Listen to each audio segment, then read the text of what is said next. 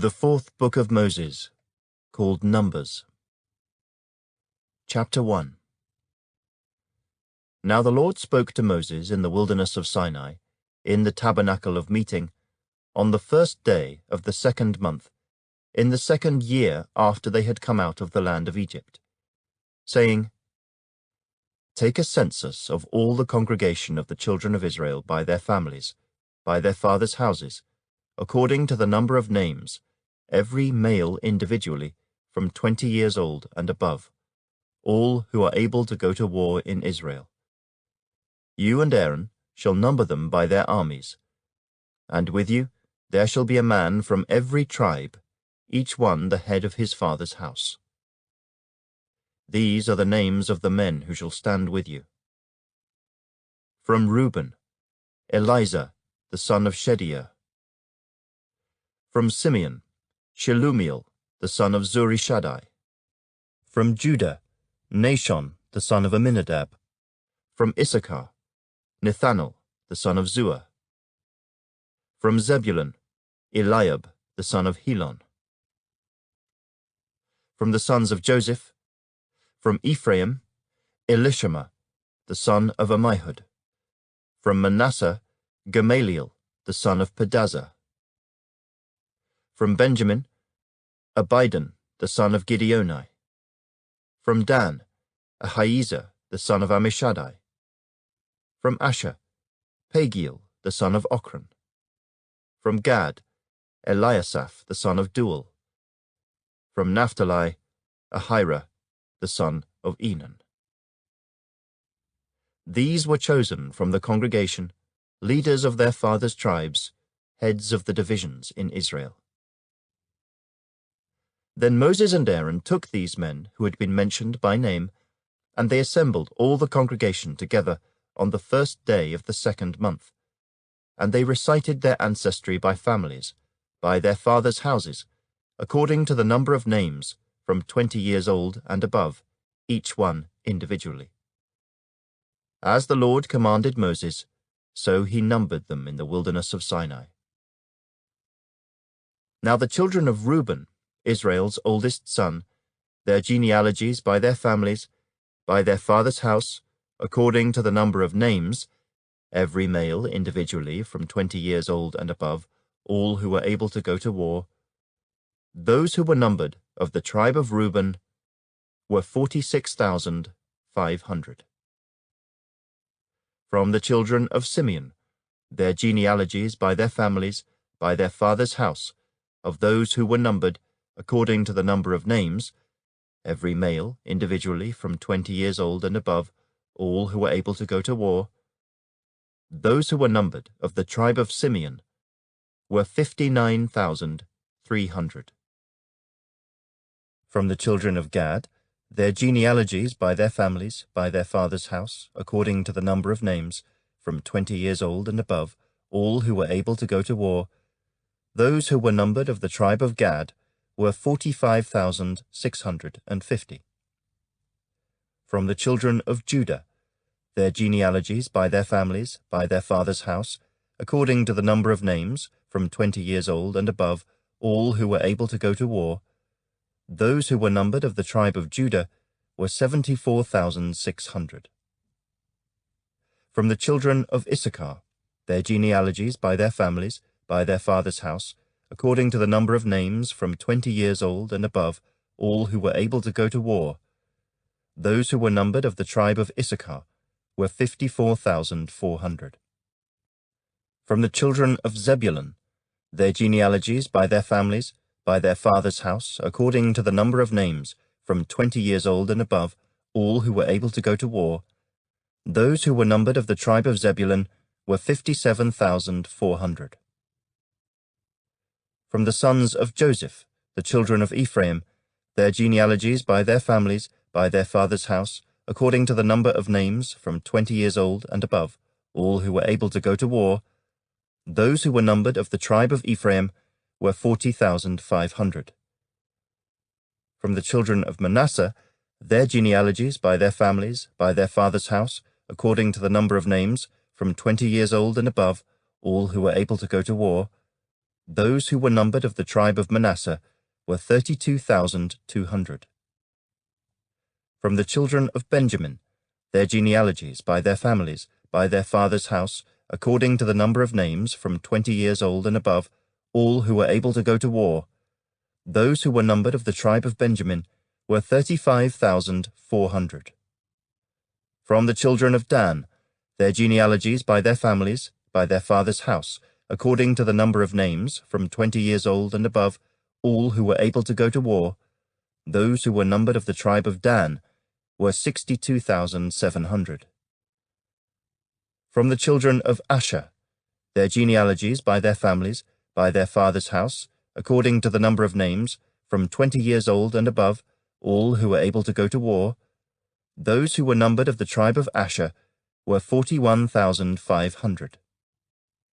From the children of Naphtali, their genealogies, by their families, by their father's house, according to the number of names, from 20 years old and above, all who were able to go to war. Those who were numbered of the tribe of Naphtali were 53,400. These are the ones who were numbered, whom Moses and Aaron numbered, with the leaders of Israel, 12 men, each one representing his father's house. So all who were numbered of the children of Israel, by their fathers' houses, from 20 years old and above, all who were able to go to war in Israel, all who were numbered, were 603,550.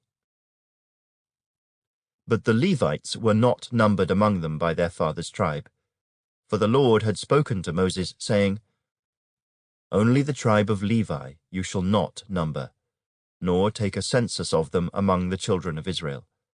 But you shall appoint the Levites over the tabernacle of the testimony, over all its furnishings, and over all things that belong to it. They shall carry the tabernacle and all its furnishings. They shall attend to it, and camp around the tabernacle. And when the tabernacle is to go forward, the Levites shall take it down. And when the tabernacle is to be set up, the Levites shall set it up. The outsider who comes near shall be put to death. The children of Israel shall pitch their tents, everyone by his own camp, everyone by his own standard, according to their armies. But the Levites shall camp around the tabernacle of the testimony, that there may be no wrath on the congregation of the children of Israel.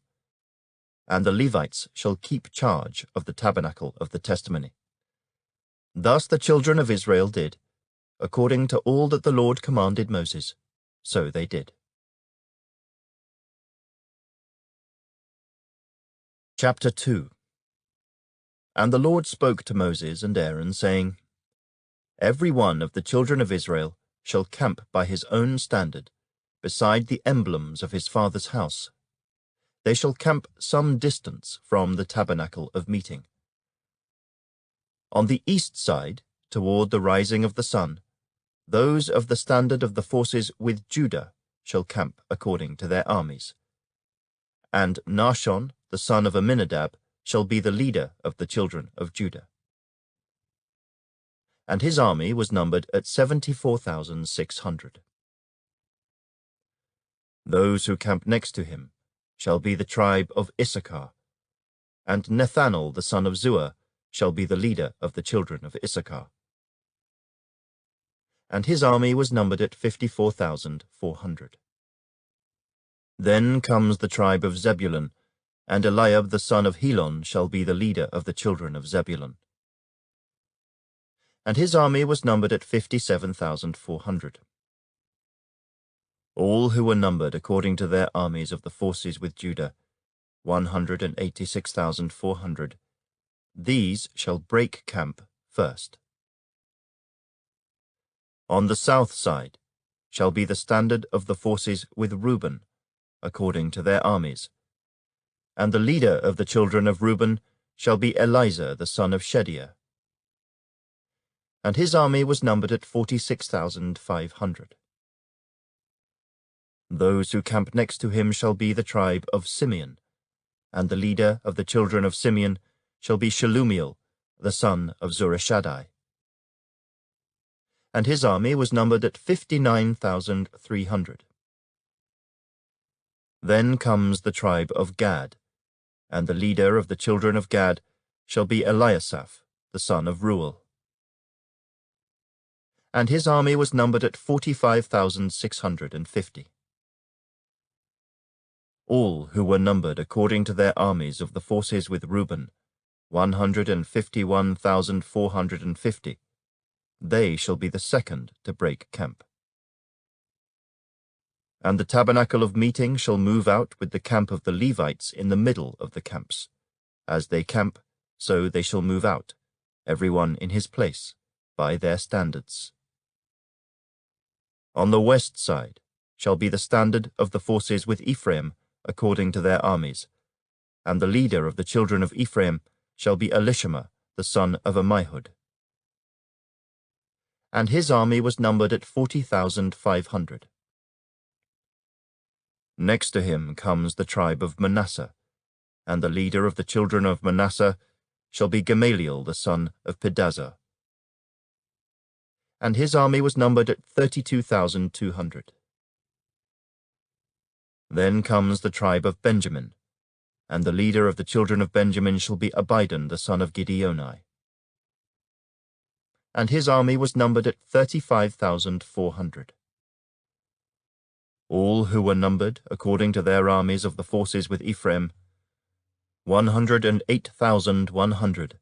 They shall be the third to break camp.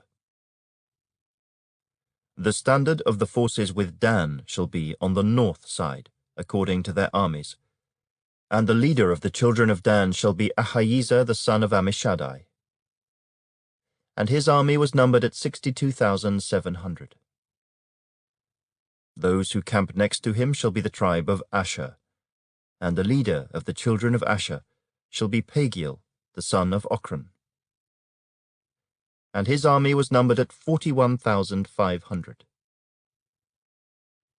Then comes the tribe of Naphtali, and the leader of the children of Naphtali shall be Ahira, the son of Enan. And his army was numbered at 53,400.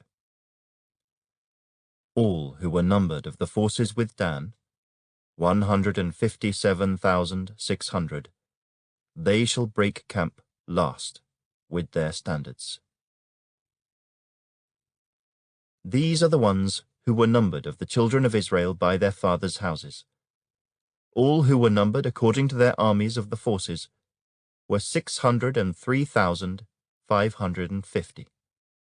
But the Levites were not numbered among the children of Israel, just as the Lord commanded Moses. Thus the children of Israel did according to all that the Lord commanded Moses. So they camped by their standards, and so they broke camp, each one by his family, according to their fathers' houses.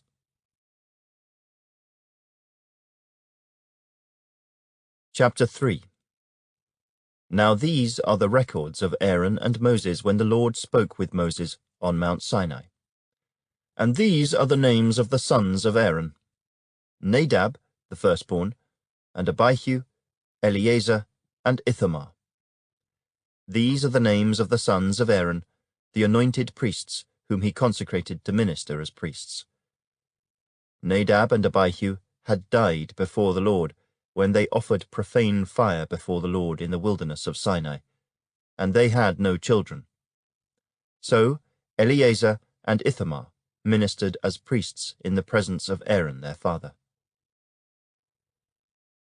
And the Lord spoke to Moses, saying, Bring the tribe of Levi near, and present them before Aaron the priest, that they may serve him.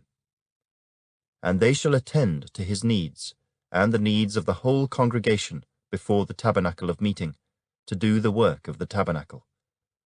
Also they shall attend to all the furnishings of the tabernacle of meeting, and to the needs of the children of Israel, to do the work of the tabernacle. And you shall give the Levites to Aaron and his sons. They are given entirely to him from among the children of Israel. So you shall appoint Aaron and his sons, and they shall attend to their priesthood. But the outsider who comes near shall be put to death. Then the Lord spoke to Moses, saying, Now behold, I myself have taken the Levites from among the children of Israel, instead of every firstborn who opens the womb among the children of Israel. Therefore the Levites shall be mine, because all the firstborn are mine. On the day that I struck all the firstborn in the land of Egypt, I sanctified to myself all the firstborn in Israel, both man and beast. They shall be mine. I am the Lord. Then the Lord spoke to Moses in the wilderness of Sinai, saying, Number the children of Levi by their fathers' houses, by their families. You shall number every male from a month old and above. So Moses numbered them according to the word of the Lord, as he was commanded. These were the sons of Levi by their names: Gershon, Kohath, and Merari. And these are the names of the sons of Gershon by their families: Libni and Shimei. And the sons of Kohath by their families: Amram, Izahar, Hebron, and Uzziel. And the sons of Merari by their families: Mahli and Mushi. These are the families of the Levites by their fathers' houses. From Gershon came the family of the Libnites and the family of the Shimeites. These were the families of the Gershonites. Those who were numbered according to the number of all the males from a month old and above, of those who were numbered, there were 7,500. The families of the Gershonites were to camp behind the tabernacle westward. And the leader of the father's house of the Gershonites was Eliasaph, the son of Lael. The duties of the children of Gershon in the tabernacle of meeting included the tabernacle, the tent with its covering, the screen for the door of the tabernacle of meeting, the screen for the door of the court, the hangings of the court, which are around the tabernacle and the altar, and their cords, according to all the work relating to them. From Kohath came the family of the Amramites, the family of the Isharites, the family of the Hebronites, and the family of the Uzzielites. These were the families of the Kohathites. According to the number of all the males, from a month old and above, there were 8,600 keeping charge of the sanctuary. The families of the children of Kohath were to camp on the south side of the tabernacle, and the leader of the father's house of the families of the Kohathites was Elizaphan, the son of Uzziel. Their duty included the ark, the table, the lampstand, the altars, the utensils of the sanctuary with which they ministered, the screen, and all the work relating to them. And Eleazar, the son of Aaron the priest, was to be chief over the leaders of the Levites, with oversight of those who kept charge of the sanctuary. From Merari came the family of the Mahlites and the family of the Mushites. These were the families of Merari. And those who were numbered, according to the number of all the males from a month old and above, were 6,200. The leader of the father's house of the families of Merari was Zuriel the son of Abihail. These were to camp on the north side of the tabernacle, and the appointed duty of the children of Merari included the boards of the tabernacle, its bars, its pillars, its sockets, its utensils, all the work relating to them, and the pillars of the court all around, with their sockets, their pegs, and their cords. Moreover, those who were to camp before the tabernacle on the east, before the tabernacle of meeting, were Moses, Aaron, and his sons, keeping charge of the sanctuary, to meet the needs of the children of Israel. But the outsider who came near was to be put to death. All who numbered of the Levites, whom Moses and Aaron numbered at the commandment of the Lord, by their families, all the males from a month old and above, were 22,000. Then the Lord said to Moses, Number all the firstborn males of the children of Israel from a month old and above, and take the number of their names. And you shall take the Levites for me. I am the Lord, instead of all the firstborn among the children of Israel, and the livestock of the Levites, instead of all the firstborn among the livestock of the children of Israel. So Moses numbered all the firstborn among the children of Israel, as the Lord commanded him. And all the firstborn males, according to the number of names from a month old and above, of those who were numbered of them, were 22,273. Then the Lord spoke to Moses, saying, Take the Levites instead of all the firstborn among the children of Israel, and the livestock of the Levites instead of their livestock. The Levites shall be mine. I am the Lord. And for the redemption of the 273 of the firstborn of the children of Israel, who are more than the number of the Levites, you shall take 5 shekels for each one individually. You shall take them in the currency of the shekel of the sanctuary, the shekel of 20 gerahs. And you shall give the money, with which the excess number of them is redeemed, to Aaron and his sons. So Moses took the redemption money from those who were over and above those who were redeemed by the Levites. From the firstborn of the children of Israel he took the money, 1,365 shekels, according to the shekel of the sanctuary. And Moses gave their redemption money to Aaron and his sons, according to the word of the Lord, as the Lord commanded Moses. Chapter 4. Then the Lord spoke to Moses and Aaron, saying, Take a census of the sons of Kohath from among the children of Levi, by their families, by their father's house, from 30 years old and above, even to 50 years old, all who enter the service to do the work in the tabernacle of meeting. This is the service of the sons of Kohath in the tabernacle of meeting, relating to the most holy things. When the camp prepares to journey, Aaron and his sons shall come, and they shall take down the covering veil, and cover the ark of the testimony with it. Then they shall put on it a covering of badger skins, and spread over that a cloth entirely of blue, and they shall insert its poles. On the table of showbread they shall spread a blue cloth, and put on it the dishes, the pans, the bowls, and the pitchers for pouring, and the showbread shall be on it. They shall spread over them a scarlet cloth, and cover the same with a covering of badger skins, and they shall insert its poles. And they shall take a blue cloth, and cover the lampstand of the light, with its lamps, its wick trimmers, its trays, and all its oil vessels, with which they service it. Then they shall put it with all its utensils in a covering of badger skins, and put it on a carrying beam.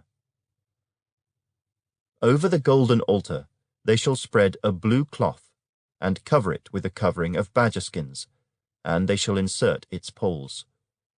Then they shall take all the utensils of service with which they minister in the sanctuary, put them in a blue cloth, cover them with a covering of badger skins, and put them on a carrying beam. Also they shall take away the ashes from the altar, and spread a purple cloth over it. They shall put on it all its implements with which they minister there, the firepans, the forks, the shovels, the basins, and all the utensils of the altar. And they shall spread on it a covering of badger skins, and insert its poles. And when Aaron and his sons have finished covering the sanctuary and all the furnishings of the sanctuary, when the camp is set to go, then the sons of Kohath shall come to carry them. But they shall not touch any holy thing, lest they die. These are the things in the tabernacle of meeting, which the sons of Kohath are to carry. The appointed duty of Eleazar the son of Aaron the priest is the oil for the light, the sweet incense, the daily grain offering, the anointing oil, the oversight of all the tabernacle, of all that is in it, with the sanctuary and its furnishings. Then the Lord spoke to Moses and Aaron, saying, Do not cut off the tribe of the families of the Kohathites from among the Levites, but do this in regard to them, that they may live and not die when they approach the most holy things. Aaron and his sons shall go in and appoint each of them to his service and his task. But they shall not go in to watch while the holy things are being covered, lest they die. Then the Lord spoke to Moses, saying, Also take a census of the sons of Gershon, by their father's house, by their families. From 30 years old and above, even to 50 years old, you shall number them, all who enter to perform the service, to do the work in the tabernacle of meeting. This is the service of the families of the Gershonites in serving and carrying.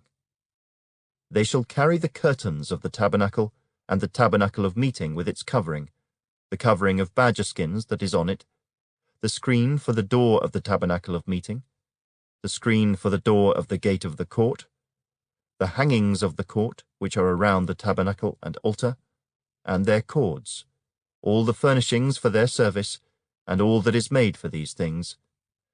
So shall they serve. Aaron and his sons shall assign all the service of the sons of the Gershonites, all their tasks and all their service. And you shall appoint to them all their tasks as their duty. This is the service of the families of the sons of Gershon in the tabernacle of meeting. And their duties shall be under the authority of Ithamar the son of Aaron the priest.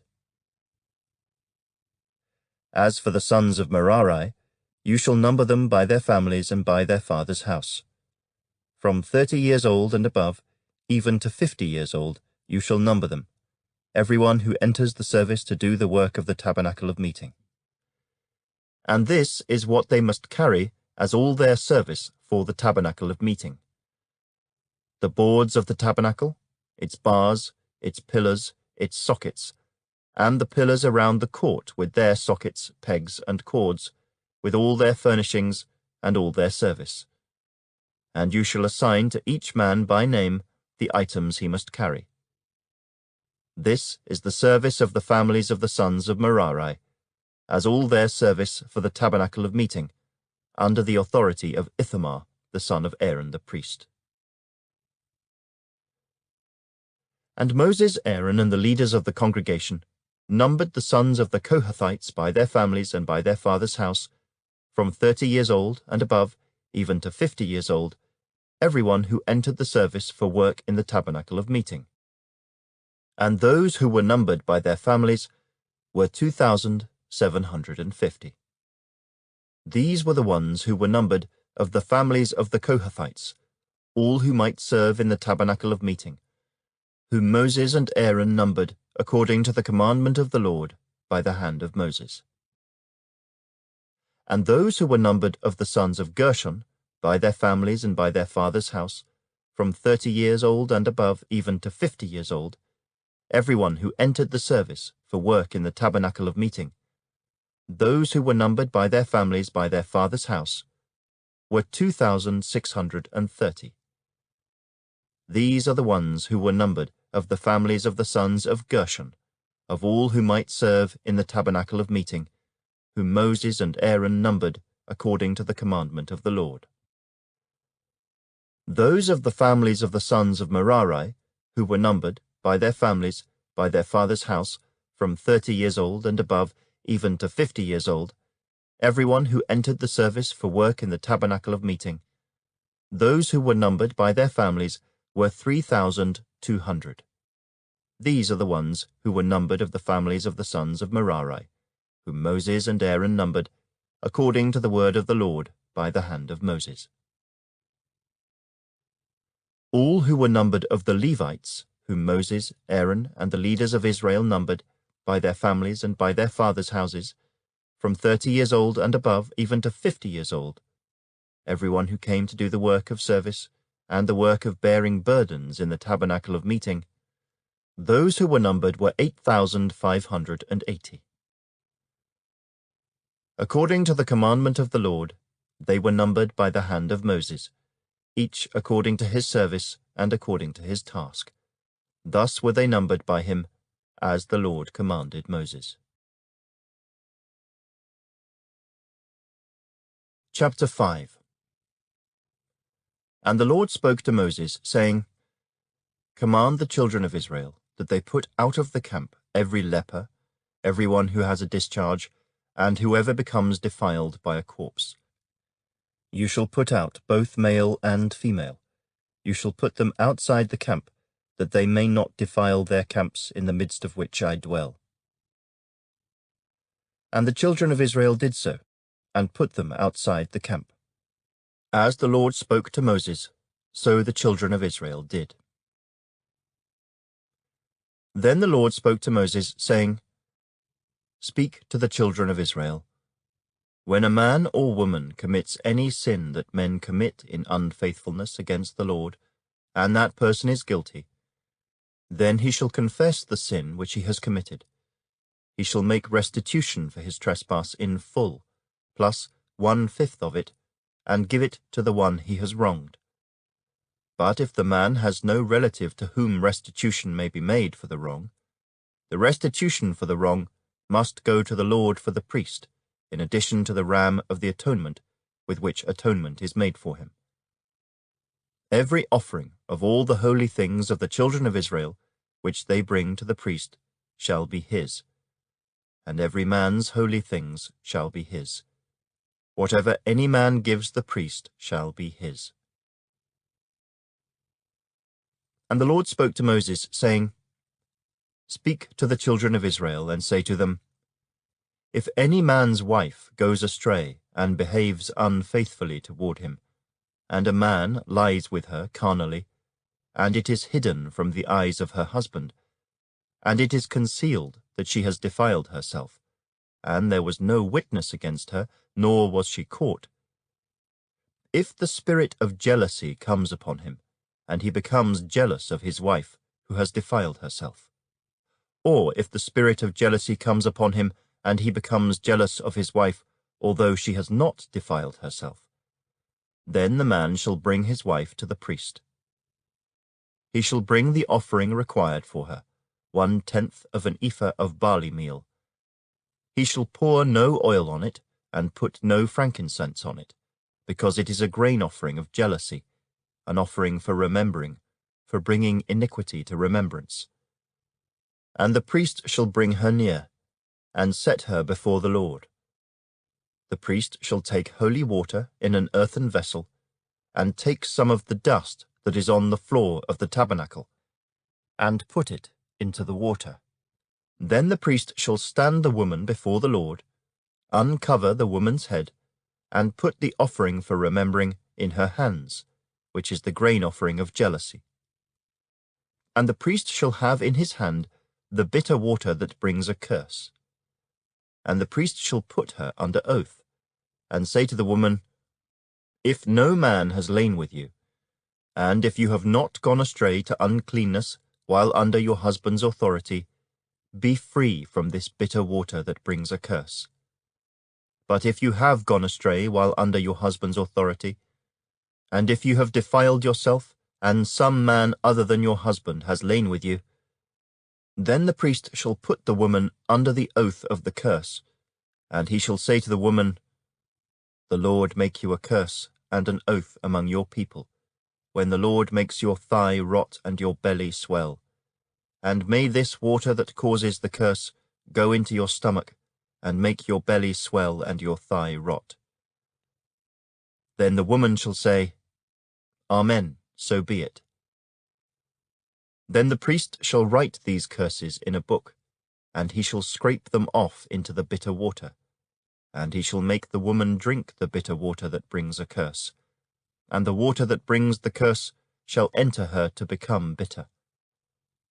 Then the priest shall take the grain offering of jealousy from the woman's hand, shall wave the offering before the Lord, and bring it to the altar.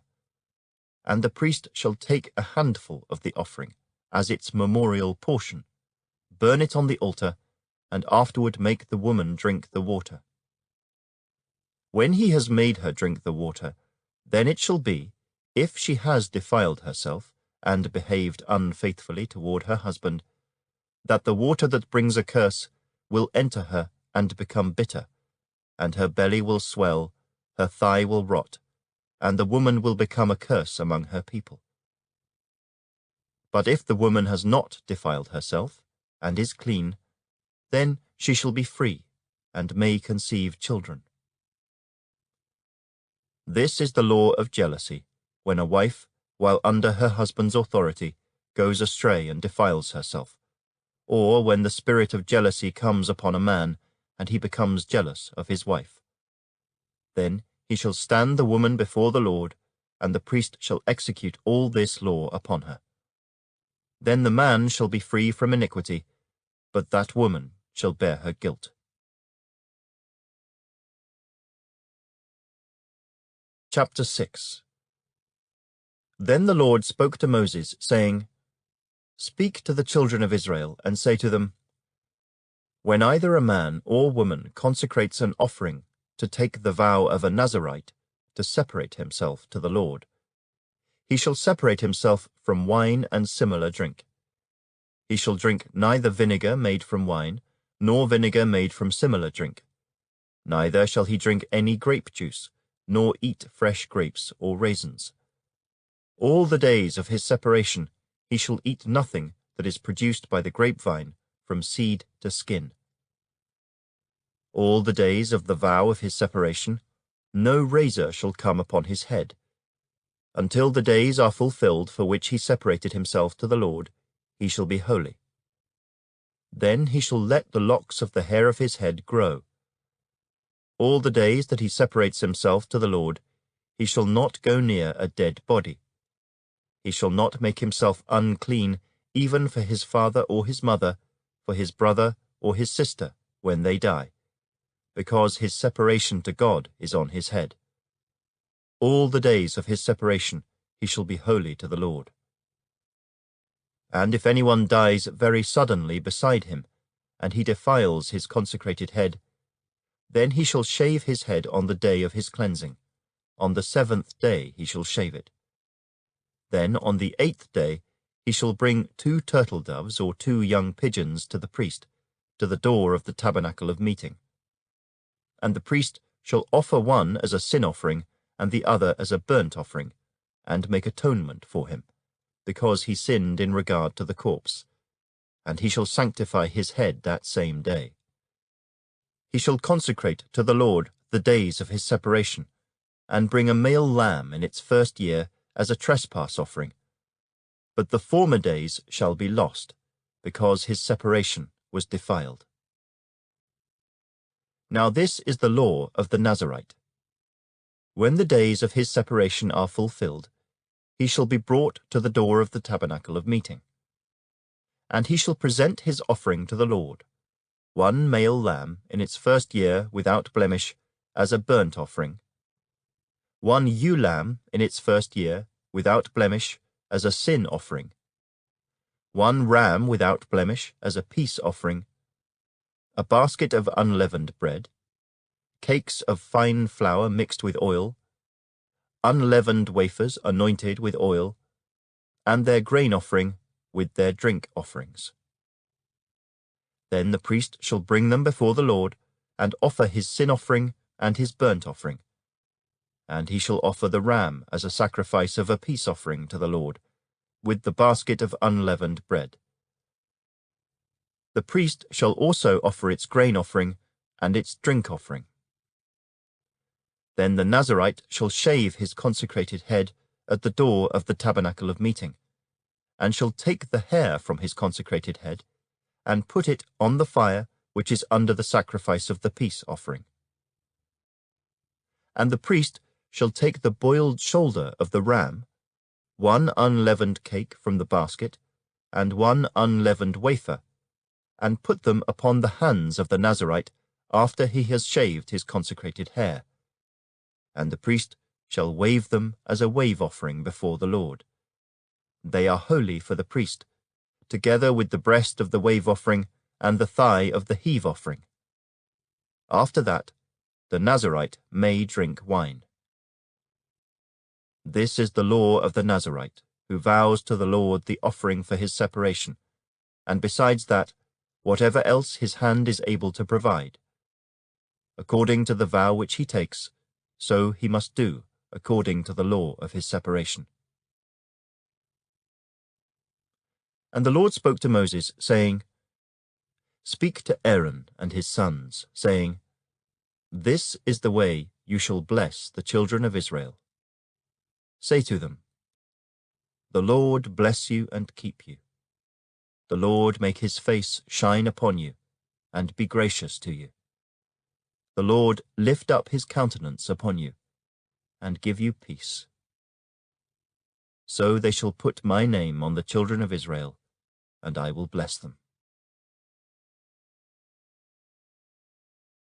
Chapter 7. Now it came to pass, when Moses had finished setting up the tabernacle, that he anointed it and consecrated it, and all its furnishings, and the altar and all its utensils. So he anointed them and consecrated them. Then the leaders of Israel, the heads of their fathers' houses, who were the leaders of the tribes, and over those who were numbered, made an offering.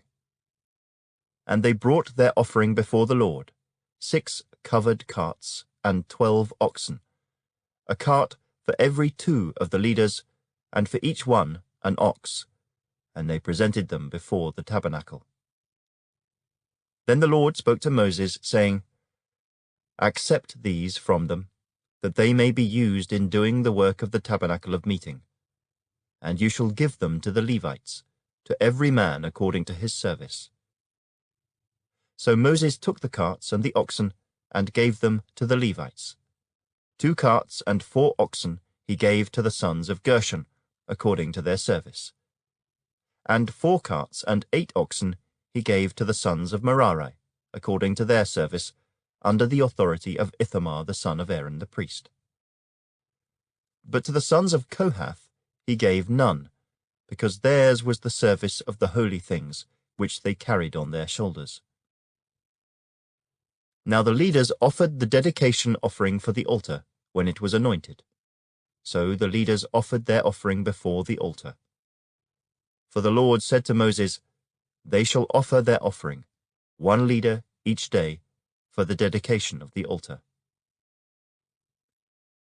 And the one who offered his offering on the first day was Nahshon the son of Amminadab, from the tribe of Judah. His offering was 1 silver platter, the weight of which was 130 shekels, and 1 silver bowl of 70 shekels, according to the shekel of the sanctuary, both of them full of fine flour mixed with oil as a grain offering. 1 gold pan of 10 shekels, full of incense. 1 young bull, 1 ram, and 1 male lamb in its first year, as a burnt offering. 1 kid of the goats, as a sin offering. And for the sacrifice of peace offerings, 2 oxen, 5 rams, 5 male goats, and 5 male lambs in their first year. This was the offering of Nahshon the son of Amminadab. On the second day, Nethanel the son of Zuar, leader of Issachar, presented an offering. For his offering he offered 1 silver platter, the weight of which was 130 shekels, and 1 silver bowl of 70 shekels, according to the shekel of the sanctuary, both of them full of fine flour mixed with oil as a grain offering. 1 gold pan of 10 shekels, full of incense. 1 young bull, 1 ram, and 1 male lamb in its first year as a burnt offering. 1 kid of the goats as a sin offering. And as the sacrifice of peace offerings, 2 oxen, 5 rams, 5 male goats, and 5 male lambs in their first year. This was the offering of Nethanel the son of Zuar. On the third day, Eliab the son of Helon, leader of the children of Zebulun, presented an offering.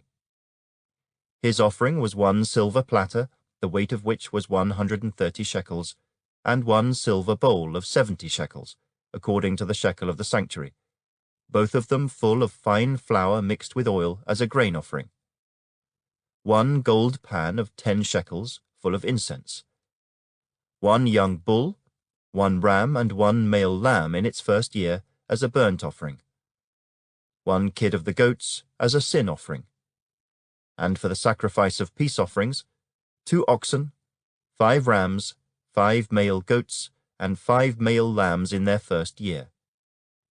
This was the offering of Eliab the son of Helon. On the 4th day, Eleazar the son of Shediah, leader of the children of Reuben, presented an offering. His offering was 1 silver platter, the weight of which was 130 shekels, and 1 silver bowl of 70 shekels, according to the shekel of the sanctuary, both of them full of fine flour mixed with oil, as a grain offering. 1 gold pan of 10 shekels, full of incense. 1 young bull, 1 ram, and 1 male lamb in its first year as a burnt offering. 1 kid of the goats as a sin offering. And as the sacrifice of peace offerings, 2 oxen, 5 rams, 5 male goats, and 5 male lambs in their first year. This was the offering of Eleazar the son of Shediah.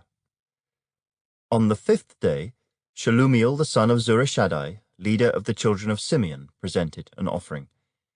His offering was 1 silver platter, the weight of which was 130 shekels, and 1 silver bowl of 70 shekels, according to the shekel of the sanctuary, both of them full of fine flour mixed with oil as a grain offering. 1 gold pan of 10 shekels, full of incense. 1 young bull, 1 ram, and 1 male lamb in its first year as a burnt offering. 1 kid of the goats as a sin offering. And as the sacrifice of peace offerings, 2 oxen, 5 rams, 5 male goats, and 5 male lambs in their first year. This was the offering of Shelumiel the son of Zurishaddai. On the 6th day, Eliasaph the son of Deuel, leader of the children of Gad, presented an offering. His offering was 1 silver platter, the weight of which was 130 shekels, and 1 silver bowl of 70 shekels, according to the shekel of the sanctuary, both of them full of fine flour mixed with oil as a grain offering. 1 gold pan of 10 shekels, full of incense. 1 young bull, 1 ram, and 1 male lamb in its first year as a burnt offering. 1 kid of the goats as a sin offering. And as the sacrifice of peace offerings, 2 oxen, 5 rams, 5 male goats, and 5 male lambs in their first year. This was the offering of Eliasaph the son of Deuel. On the 7th day, Elishama the son of Ammihud, leader of the children of Ephraim, presented an offering. His offering was 1 silver platter, the weight of which was 130 shekels, and 1 silver bowl of 70 shekels, according to the shekel of the sanctuary, both of them full of fine flour mixed with oil, as a grain offering. 1 gold pan of 10 shekels, full of incense. 1 young bull, 1 ram, and 1 male lamb in its first year, as a burnt offering. 1 kid of the goats as a sin offering. And as the sacrifice of peace offerings, 2 oxen, 5 rams, 5 male goats, and 5 male lambs in their first year. This was the offering of Elishama the son of Ammihud. On the 8th day, Gamaliel the son of Pedazah, leader of the children of Manasseh, presented an offering. His offering was 1 silver platter, the weight of which was 130 shekels, and 1 silver bowl of 70 shekels, according to the shekel of the sanctuary, both of them full of fine flour mixed with oil as a grain offering. 1 gold pan of 10 shekels, full of incense. 1 young bull, 1 ram, and 1 male lamb in its first year as a burnt offering. 1 kid of the goats as a sin offering. And as the sacrifice of peace offerings, 2 oxen, 5 rams, 5 male goats, and 5 male lambs in their first year. This was the offering of Gamaliel the son of Pedazah. On the 9th day, Abidan the son of Gideoni, leader of the children of Benjamin, presented an offering. His offering was 1 silver platter, the weight of which was 130 shekels, and 1 silver bowl of 70 shekels, according to the shekel of the sanctuary, both of them full of fine flour mixed with oil as a grain offering. 1 gold pan of 10 shekels, full of incense. 1 young bull, 1 ram, and 1 male lamb in its first year as a burnt offering. 1 kid of the goats as a sin offering. And as the sacrifice of peace offerings, 2 oxen, 5 rams, 5 male goats, and 5 male lambs in their first year. This was the offering of Abidan the son of Gideoni. On the 10th day, Ahiezer the son of Ammishaddai, leader of the children of Dan, presented an offering. His offering was 1 silver platter, the weight of which was 130 shekels, and 1 silver bowl of 70 shekels, according to the shekel of the sanctuary, both of them full of fine flour mixed with oil, as a grain offering. 1 gold pan of 10 shekels, full of incense. 1 young bull, 1 ram, and 1 male lamb in its first year, as a burnt offering. 1 kid of the goats, as a sin offering. And as the sacrifice of peace offerings, 2 oxen, 5 rams, 5 male goats, and 5 male lambs in their first year. This was the offering of Ahiezer the son of Ammishaddai. On the 11th day, Pagiel the son of Ochran, leader of the children of Asher, presented an offering. His offering was 1 silver platter, the weight of which was 130 shekels, and 1 silver bowl of 70 shekels, according to the shekel of the sanctuary, both of them full of fine flour mixed with oil, as a grain offering. 1 gold pan of 10 shekels, full of incense. 1 young bull, 1 ram, and 1 male lamb in its first year, as a burnt offering. 1 kid of the goats as a sin offering. And as the sacrifice of peace offerings, 2 oxen, 5 rams, 5 male goats, and 5 male lambs in their first year. This was the offering of Pagiel the son of Ochran. On the 12th day, Ahira the son of Enan, leader of the children of Naphtali, presented an offering. His offering was 1 silver platter, the weight of which was 130 shekels, and 1 silver bowl of 70 shekels, according to the shekel of the sanctuary, both of them full of fine flour mixed with oil, as a grain offering. 1 gold pan of 10 shekels, full of incense. 1 young bull, 1 ram, and 1 male lamb in its first year, as a burnt offering. 1 kid of the goats as a sin offering, and as the sacrifice of peace offerings, 2 oxen, 5 rams, 5 male goats, and 5 male lambs in their first year. This was the offering of Ahira the son of Enan. This was the dedication offering for the altar from the leaders of Israel when it was anointed: 12 silver platters, 12 silver bowls, and 12 gold pans. Each silver platter weighed 130 shekels, and each bowl 70 shekels. All the silver of the vessels weighed 2,400 shekels, according to the shekel of the sanctuary. The 12 gold pans full of incense weighed 10 shekels apiece, according to the shekel of the sanctuary. All the gold of the pans weighed 120 shekels. All the oxen for the burnt offering were 12 young bulls, the rams 12, the male lambs in their first year 12, with their grain offering, and the kids of the goats as a sin offering 12. And all the oxen for the sacrifice of peace offerings were 24 bulls, the rams 60, the male goats 60, and the lambs in their first year 60. This was the dedication offering for the altar after it was anointed. Now when Moses went into the tabernacle of meeting to speak with him, he heard the voice of one speaking to him from above the mercy seat that was on the ark of the testimony, from between the 2 cherubim. Thus he spoke to him. Chapter 8. And the Lord spoke to Moses, saying, Speak to Aaron, and say to him, When you arrange the lamps, the 7 lamps shall give light in front of the lampstand. And Aaron did so. He arranged the lamps to face toward the front of the lampstand, as the Lord commanded Moses. Now this workmanship of the lampstand was hammered gold. From its shaft to its flowers it was hammered work. According to the pattern which the Lord had shown Moses, so he made the lampstand. Then the Lord spoke to Moses, saying, Take the Levites from among the children of Israel, and cleanse them ceremonially. Thus you shall do to them to cleanse them. Sprinkle water of purification on them, and let them shave all their body, and let them wash their clothes, and so make themselves clean. Then let them take a young bull with its grain offering of fine flour mixed with oil, and you shall take another young bull as a sin offering. And you shall bring the Levites before the tabernacle of meeting, and you shall gather together the whole congregation of the children of Israel. So you shall bring the Levites before the Lord, and the children of Israel shall lay their hands on the Levites. And Aaron shall offer the Levites before the Lord like a wave offering from the children of Israel, that they may perform the work of the Lord.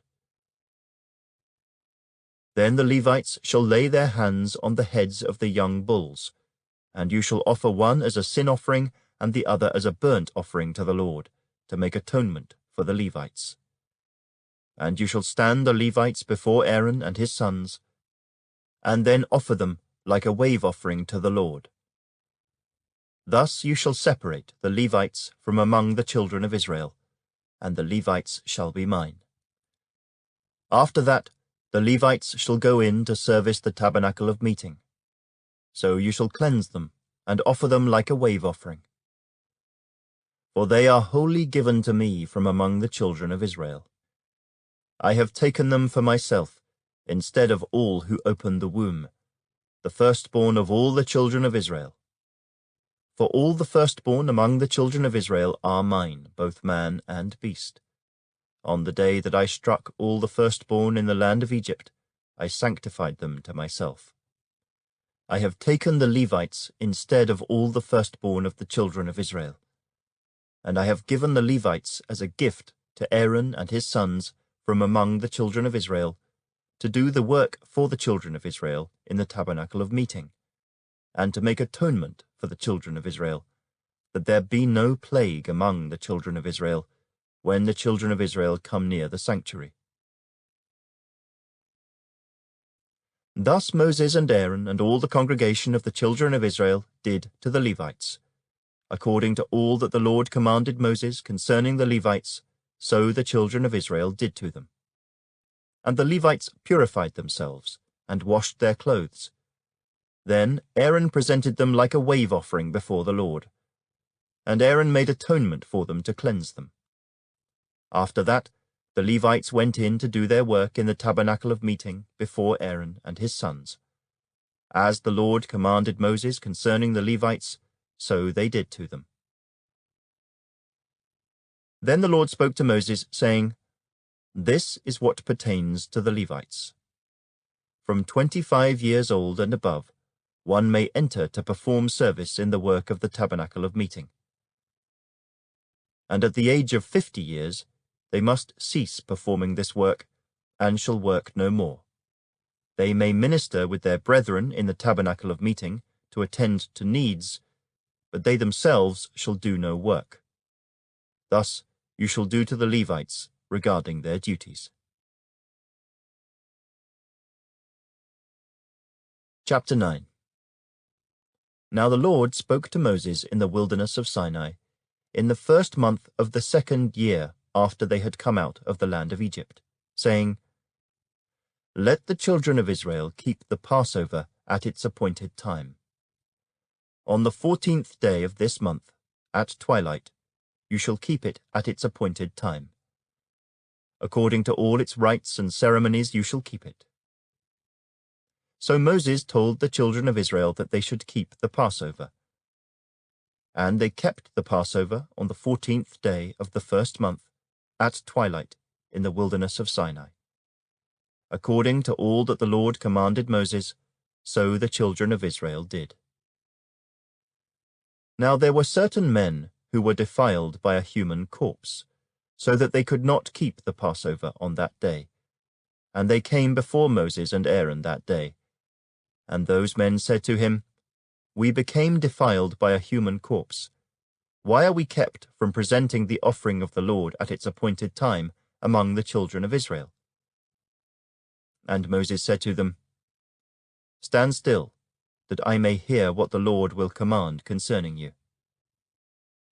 Then the Lord spoke to Moses, saying, Speak to the children of Israel, saying, If any one of you or your posterity is unclean because of a corpse, or is far away on a journey, he may still keep the Lord's Passover. On the 14th day of the 2nd month, at twilight, they may keep it. They shall eat it with unleavened bread and bitter herbs. They shall leave none of it until morning, nor break one of its bones. According to all the ordinances of the Passover they shall keep it. But the man who is clean, and is not on a journey, and ceases to keep the Passover, that same person shall be cut off from among his people, because he did not bring the offering of the Lord at its appointed time. That man shall bear his sin. And if a stranger dwells among you, and would keep the Lord's Passover, he must do so according to the rite of the Passover and according to its ceremony. You shall have one ordinance, both for the stranger and the native of the land. Now on the day that the tabernacle was raised up, the cloud covered the tabernacle, the tent of the testimony. From evening until morning it was above the tabernacle like the appearance of fire. So it was always. The cloud covered it by day, and the appearance of fire by night. Whenever the cloud was taken up from above the tabernacle, after that the children of Israel would journey. And in the place where the cloud settled, there the children of Israel would pitch their tents. At the command of the Lord, the children of Israel would journey, and at the command of the Lord they would camp. As long as the cloud stayed above the tabernacle, they remained encamped. Even when the cloud continued long, many days above the tabernacle, the children of Israel kept the charge of the Lord and did not journey. So it was, when the cloud was above the tabernacle a few days. According to the command of the Lord, they would remain encamped, and according to the command of the Lord, they would journey. So it was when the cloud remained only from evening until morning. When the cloud was taken up in the morning, then they would journey. Whether by day or by night, whenever the cloud was taken up, they would journey. Whether it was 2 days, a month, or a year that the cloud remained above the tabernacle, the children of Israel would remain encamped and not journey. But when it was taken up, they would journey. At the command of the Lord, they remained encamped, and at the command of the Lord, they journeyed. They kept the charge of the Lord, at the command of the Lord by the hand of Moses. Chapter 10. And the Lord spoke to Moses, saying, Make 2 silver trumpets for yourself. You shall make them of hammered work. You shall use them for calling the congregation and for directing the movement of the camps. When they blow, both of them, all the congregation shall gather before you at the door of the tabernacle of meeting. But if they blow only one, then the leaders, the heads of the divisions of Israel, shall gather to you. When you sound the advance, the camps that lie on the east side shall then begin their journey. When you sound the advance the 2nd time, then the camps that lie on the south side shall begin their journey. They shall sound the call for them to begin their journeys. And when the assembly is to be gathered together, you shall blow but not sound the advance. The sons of Aaron, the priests, shall blow the trumpets, and these shall be to you as an ordinance forever, throughout your generations.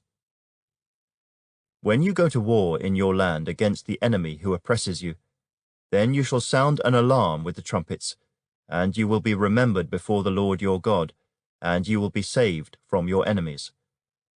Also, in the day of your gladness, in your appointed feasts, and at the beginning of your months, you shall blow the trumpets over your burnt offerings and over the sacrifices of your peace offerings, and they shall be a memorial for you before your God. I am the Lord your God. Now it came to pass on the 20th day of the 2nd month in the 2nd year that the cloud was taken up from above the tabernacle of the testimony. And the children of Israel set out from the wilderness of Sinai on their journeys. Then the cloud settled down in the wilderness of Paran. So they started out for the first time according to the command of the Lord by the hand of Moses. The standard of the camp of the children of Judah set out first, according to their armies. Over their army was Nahshon the son of Amminadab. Over the army of the tribe of the children of Issachar was Nethanel the son of Zuar. And over the army of the tribe of the children of Zebulun was Eliab the son of Helon. Then the tabernacle was taken down, and the sons of Gershon and the sons of Merari set out, carrying the tabernacle. And the standard of the camp of Reuben set out according to their armies. Over their army was Elizur the son of Shedeur. Over the army of the tribe of the children of Simeon was Shelumiel the son of Zurishaddai. And over the army of the tribe of the children of Gad was Eliasaph the son of Deuel. Then the Kohathites set out, carrying the holy things. The tabernacle would be prepared for their arrival. And the standard of the camp of the children of Ephraim set out according to their armies. Over their army was Elishama the son of Ammihud. Over the army of the tribe of the children of Manasseh was Gamaliel the son of Pedazah. And over the army of the tribe of the children of Benjamin was Abidan the son of Gideoni. Then the standard of the camp of the children of Dan, the rear guard of all the camps, set out according to their armies. Over their army was Ahiezer the son of Ammishaddai. Over the army of the tribe of the children of Asher was Pagiel the son of Ochran. And over the army of the tribe of the children of Naphtali was Ahira the son of Enan. Thus was the order of march of the children of Israel, according to their armies, when they began their journey. Now Moses said to Hobab the son of Reuel, the Midianite, Moses' father-in-law, "We are setting out for the place of which the Lord said, 'I will give it to you.' Come with us, and we will treat you well, for the Lord has promised good things to Israel." And he said to him, "I will not go, but I will depart to my own land and to my relatives." So Moses said, "Please do not leave, inasmuch as you know how we are to camp in the wilderness, and you can be our eyes. And it shall be, if you go with us, indeed it shall be, that whatever good the Lord will do to us, the same we will do to you." So they departed from the mountain of the Lord on a journey of 3 days. And the ark of the covenant of the Lord went before them for the 3 days' journey, to search out a resting place for them. And the cloud of the Lord was above them by day, when they went out from the camp. So it was, whenever the ark set out, that Moses said, "Rise up, O Lord, let your enemies be scattered, and let those who hate you flee before you." And when it rested, he said, "Return, O Lord, to the many thousands of Israel."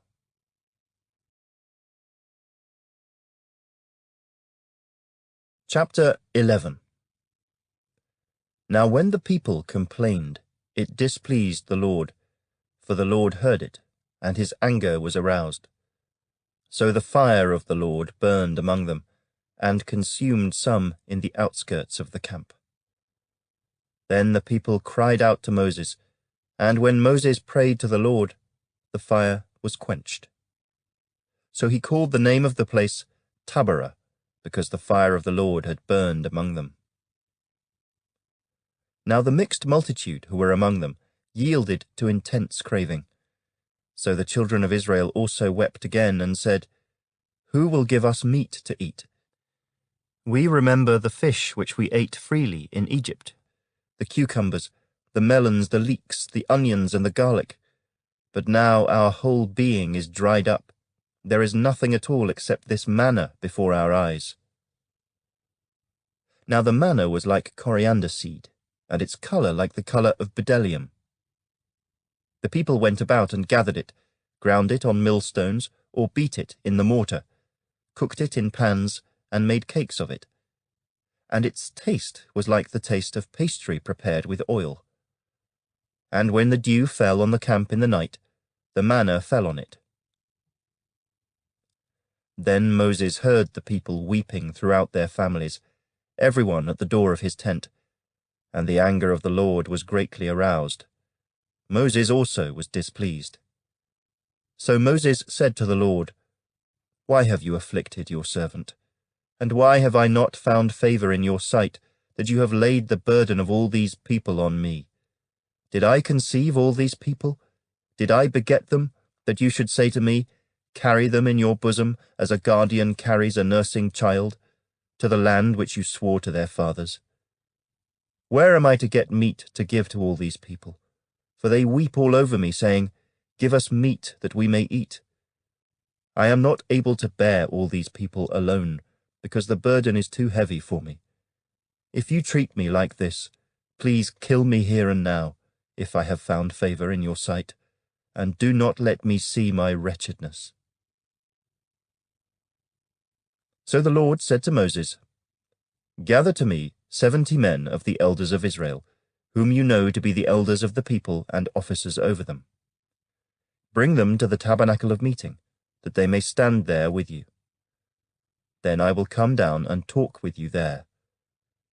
I will take of the Spirit that is upon you, and will put the same upon them, and they shall bear the burden of the people with you, that you may not bear it yourself alone. Then you shall say to the people, 'Consecrate yourselves for tomorrow, and you shall eat meat. For you have wept in the hearing of the Lord, saying, Who will give us meat to eat? For it was well with us in Egypt. Therefore the Lord will give you meat, and you shall eat. You shall eat not 1 day, not 2 days, nor 5 days, nor 10 days, nor 20 days, but for a whole month, until it comes out of your nostrils and becomes loathsome to you, because you have despised the Lord who is among you, and have wept before him, saying, Why did we ever come up out of Egypt?" And Moses said, "The people whom I am among are 600,000 men on foot. Yet you have said, I will give them meat, that they may eat for a whole month. Shall flocks and herds be slaughtered for them to provide enough for them? Or shall all the fish of the sea be gathered together for them to provide enough for them?" And the Lord said to Moses, "Has the Lord's arm been shortened? Now you shall see whether what I say will happen to you or not." So Moses went out and told the people the words of the Lord. And he gathered the 70 men of the elders of the people, and placed them around the tabernacle. Then the Lord came down in the cloud, and spoke to him, and took of the Spirit that was upon him, and placed the same upon the 70 elders. And it happened, when the Spirit rested upon them, that they prophesied, although they never did so again.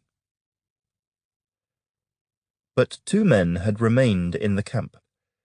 The name of one was Eldad, and the name of the other Medad, and the Spirit rested upon them.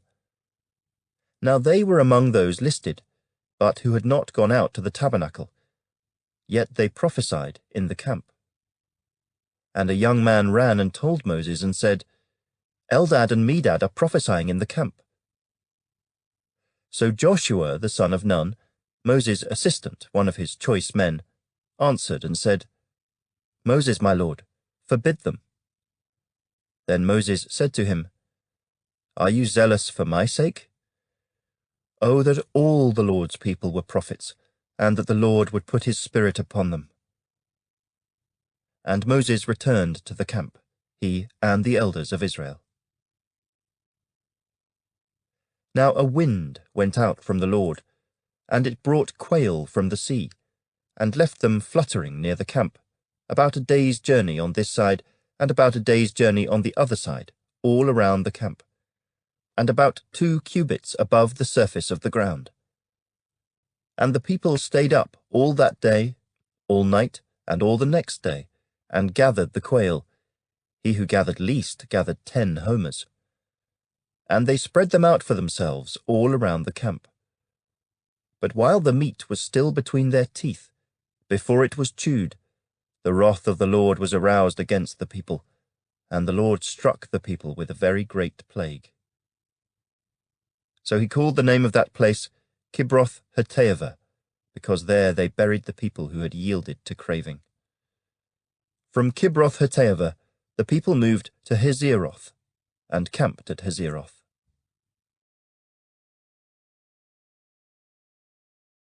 Chapter 12.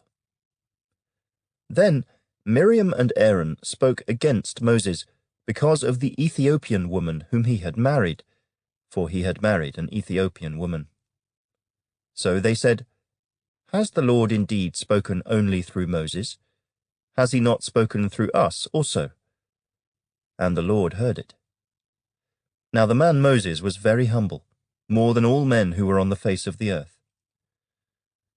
Suddenly the Lord said to Moses, Aaron, and Miriam, "Come out, you three, to the tabernacle of meeting." So the three came out.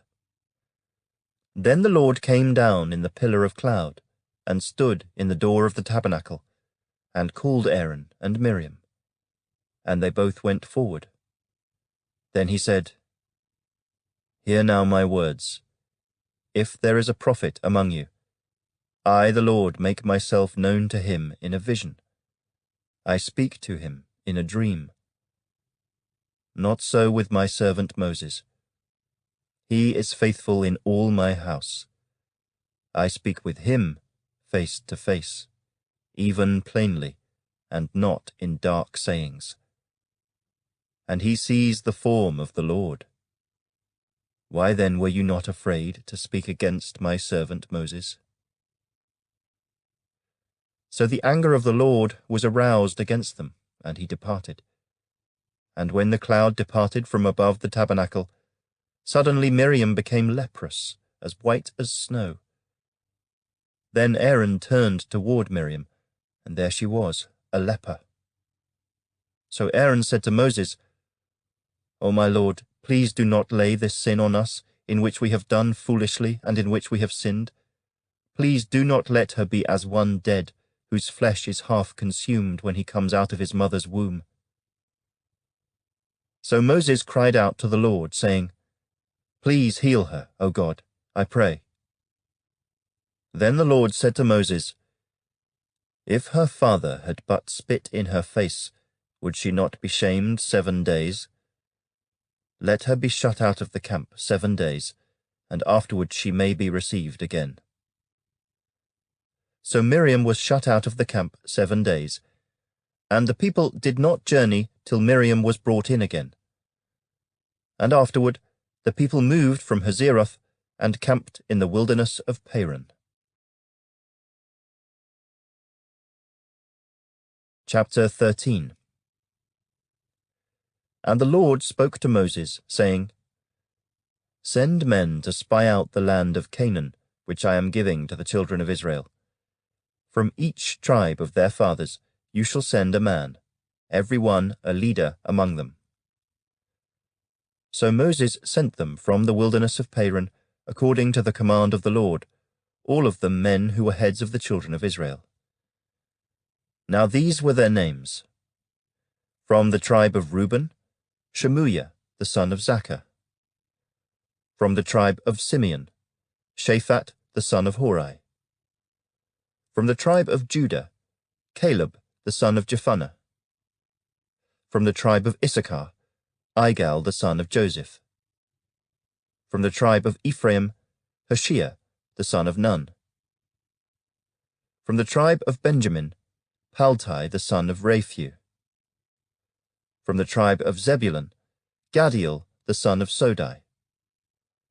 From the tribe of Joseph, that is, from the tribe of Manasseh, Gaddai, the son of Susi.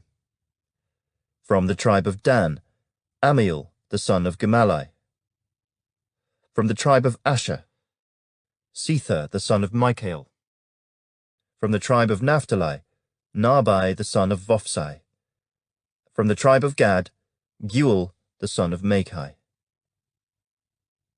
These are the names of the men whom Moses sent to spy out the land. And Moses called Hoshea the son of Nun, Joshua. Then Moses sent them to spy out the land of Canaan, and said to them, Go up this way into the south, and go up to the mountains, and see what the land is like, whether the people who dwell in it are strong or weak, few or many, whether the land they dwell in is good or bad, whether the cities they inhabit are like camps or strongholds, whether the land is rich or poor, and whether there are forests there or not. Be of good courage, and bring some of the fruit of the land. Now the time was the season of the first ripe grapes. So they went up and spied out the land from the wilderness of Zin as far as Rehob, near the entrance of Hamath. And they went up through the south, and came to Hebron. Ahiman, Sheshai, and Talmai, the descendants of Anak, were there. Now Hebron was built 7 years before Zoan in Egypt. Then they came to the valley of Eshcol, and there cut down a branch with one cluster of grapes. They carried it between 2 of them on a pole. They also brought some of the pomegranates and figs. The place was called the Valley of Eshcol because of the cluster which the men of Israel cut down there. And they returned from spying out the land after 40 days. Now they departed and came back to Moses and Aaron and all the congregation of the children of Israel in the wilderness of Paran at Kadesh. They brought back word to them and to all the congregation, and showed them the fruit of the land. Then they told him and said, We went to the land where you sent us. It truly flows with milk and honey, and this is its fruit. Nevertheless, the people who dwell in the land are strong. The cities are fortified and very large. Moreover, we saw the descendants of Anak there. The Amalekites dwell in the land of the south. The Hittites, the Jebusites, and the Amorites dwell in the mountains, and the Canaanites dwell by the sea and along the banks of the Jordan. Then Caleb quieted the people before Moses and said, Let us go up at once and take possession, for we are well able to overcome it. But the men who had gone up with him said, We are not able to go up against the people, for they are stronger than we. And they gave the children of Israel a bad report of the land which they had spied out, saying, The land through which we have gone as spies is a land that devours its inhabitants, and all the people whom we saw in it are men of great stature. There we saw the giants, the descendants of Anak came from the giants, and we were like grasshoppers in our own sight, and so we were in their sight. Chapter 14. So all the congregation lifted up their voices and cried, and the people wept that night. And all the children of Israel complained against Moses and Aaron, and the whole congregation said to them, If only we had died in the land of Egypt, or if only we had died in this wilderness. Why has the Lord brought us to this land to fall by the sword, that our wives and children should become victims? Would it not be better for us to return to Egypt? So they said to one another, Let us select a leader and return to Egypt. Then Moses and Aaron fell on their faces before all the assembly of the congregation of the children of Israel. But Joshua the son of Nun, and Caleb the son of Jephunneh, who were among those who had spied out the land, tore their clothes. And they spoke to all the congregation of the children of Israel, saying, The land we passed through to spy out is an exceedingly good land. If the Lord delights in us, then he will bring us into this land and give it to us, a land which flows with milk and honey. Only do not rebel against the Lord, nor fear the people of the land, for they are our bread. Their protection has departed from them, and the Lord is with us. Do not fear them. And all the congregation said to stone them with stones. Now the glory of the Lord appeared in the tabernacle of meeting before all the children of Israel. Then the Lord said to Moses, How long will these people reject me? And how long will they not believe me, with all the signs which I have performed among them? I will strike them with the pestilence and disinherit them, and I will make of you a nation greater and mightier than they. And Moses said to the Lord, Then the Egyptians will hear it, for by your might you brought these people up from among them, and they will tell it to the inhabitants of this land. They have heard that you, Lord, are among these people, that you, Lord, are seen face to face, and your cloud stands above them, and you go before them in a pillar of cloud by day and in a pillar of fire by night. Now if you kill these people as one man, then the nations which have heard of your fame will speak, saying, Because the Lord was not able to bring this people to the land which he swore to give them, therefore he killed them in the wilderness.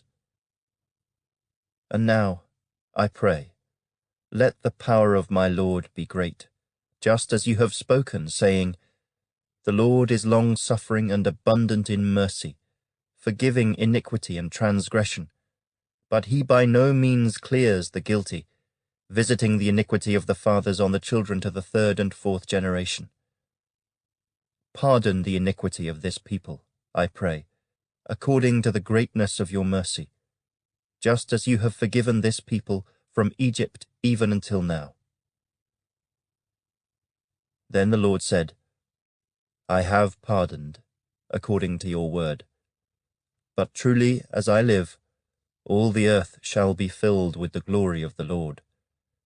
Because all these men who have seen my glory, and the signs which I did in Egypt, and in the wilderness, and have put me to the test now these 10 times, and have not heeded my voice, they certainly shall not see the land of which I swore to their fathers, nor shall any of those who rejected me see it.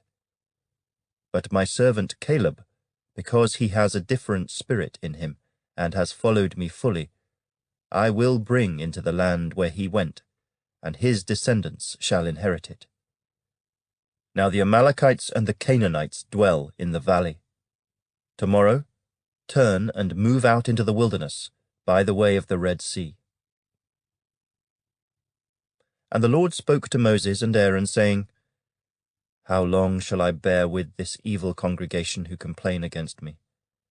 I have heard the complaints which the children of Israel make against me. Say to them, As I live, says the Lord, just as you have spoken in my hearing, so I will do to you. The carcasses of you who have complained against me shall fall in this wilderness, all of you who were numbered, according to your entire number from 20 years old and above. Except for Caleb the son of Jephunneh and Joshua the son of Nun, you shall by no means enter the land which I swore I would make you dwell in. But your little ones, whom you said would be victims, I will bring in, and they shall know the land which you have despised. But as for you, your carcasses shall fall in this wilderness. And your sons shall be shepherds in the wilderness 40 years, and bear the brunt of your infidelity, until your carcasses are consumed in the wilderness. According to the number of the days in which you spied out the land, 40 days, for each day you shall bear your guilt 1 year, namely 40 years, and you shall know my rejection. I, the Lord, have spoken this. I will surely do so to all this evil congregation who are gathered together against me. In this wilderness they shall be consumed, and there they shall die.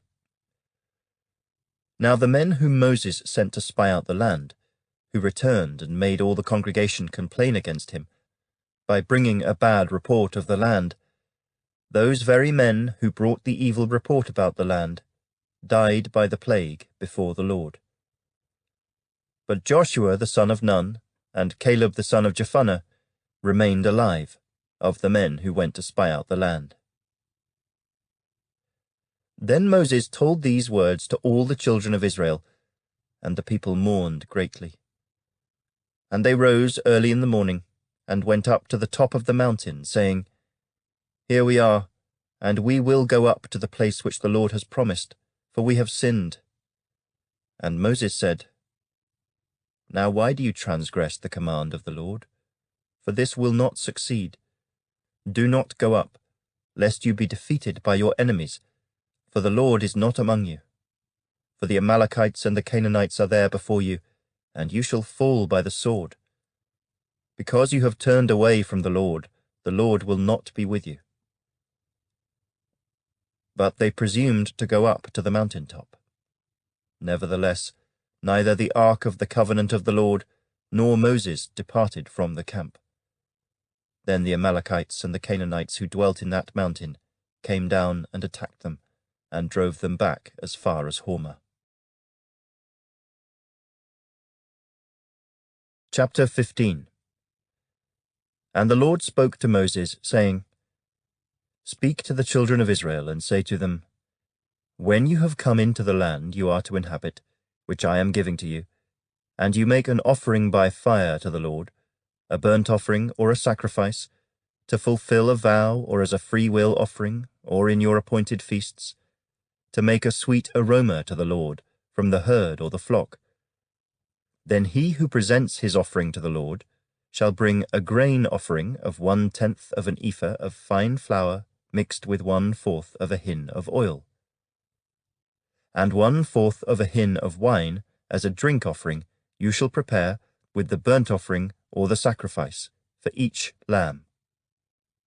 Or for a ram you shall prepare as a grain offering 2/10 of an ephah of fine flour mixed with 1/3 of a hin of oil, and as a drink offering you shall offer 1/3 of a hin of wine as a sweet aroma to the Lord.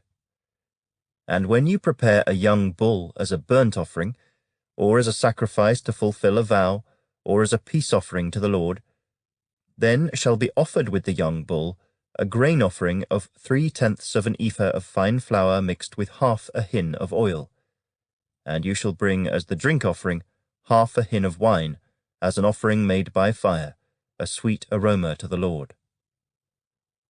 Thus it shall be done for each young bull, for each ram, or for each lamb or young goat. According to the number that you prepare, so you shall do with everyone according to their number. All who are native-born shall do these things in this manner, in presenting an offering made by fire, a sweet aroma to the Lord. And if a stranger dwells with you, or whoever is among you throughout your generations, and would present an offering made by fire, a sweet aroma to the Lord, just as you do, so shall he do. One ordinance shall be for you of the assembly, and for the stranger who dwells with you, an ordinance forever throughout your generations. As you are, so shall the stranger be before the Lord. One law and one custom shall be for you, and for the stranger who dwells with you. Again the Lord spoke to Moses, saying, Speak to the children of Israel, and say to them, When you come into the land to which I bring you, then it will be, when you eat of the bread of the land, that you shall offer up a heave offering to the Lord.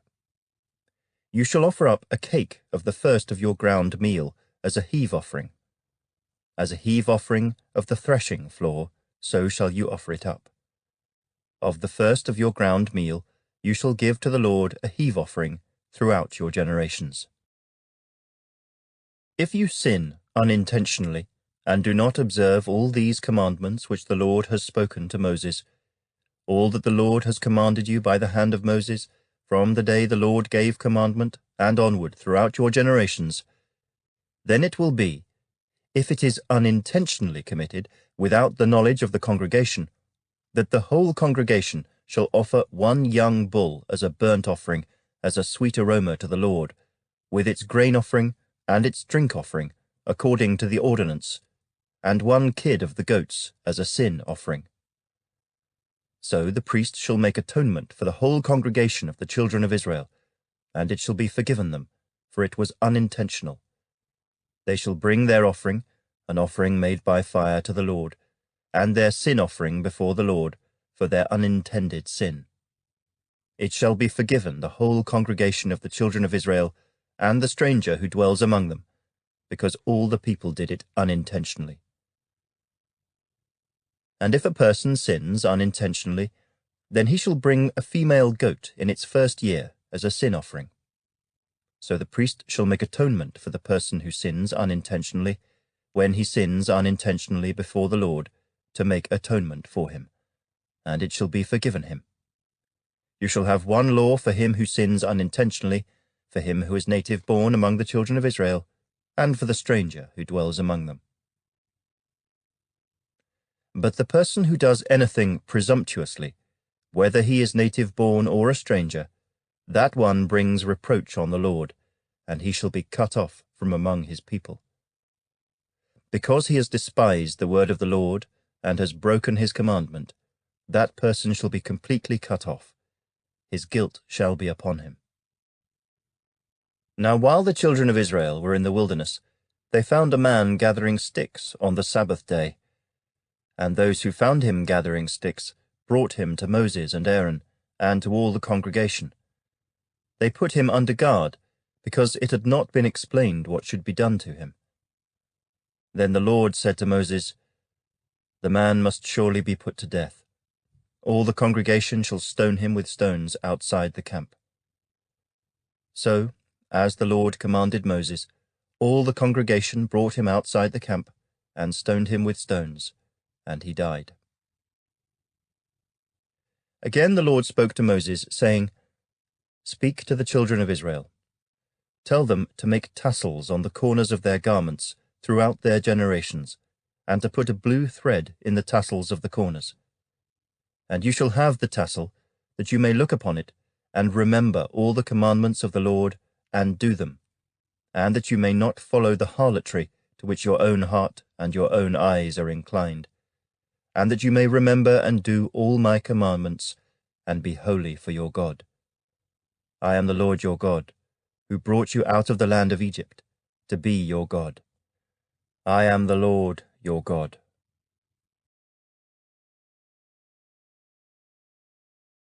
Chapter 16. Now Korah, the son of Ishar, the son of Kohath, the son of Levi, with Dathan and Abiram, the sons of Eliab, and On, the son of Peleth, sons of Reuben, took men. And they rose up before Moses with some of the children of Israel, 250 leaders of the congregation, representatives of the congregation, men of renown. They gathered together against Moses and Aaron, and said to them, "You take too much upon yourselves, for all the congregation is holy, every one of them, and the Lord is among them. Why then do you exalt yourselves above the assembly of the Lord?" So when Moses heard it, he fell on his face, and he spoke to Korah and all his company, saying, "Tomorrow morning the Lord will show who is his and who is holy, and will cause him to come near to him. That one whom he chooses, he will cause to come near to him. Do this: take censers, Korah and all your company. Put fire in them, and put incense in them before the Lord tomorrow. And it shall be that the man whom the Lord chooses is the Holy One. You take too much upon yourselves, you sons of Levi." Then Moses said to Korah, "Hear now, you sons of Levi. Is it a small thing to you that the God of Israel has separated you from the congregation of Israel, to bring you near to himself, to do the work of the tabernacle of the Lord, and to stand before the congregation to serve them?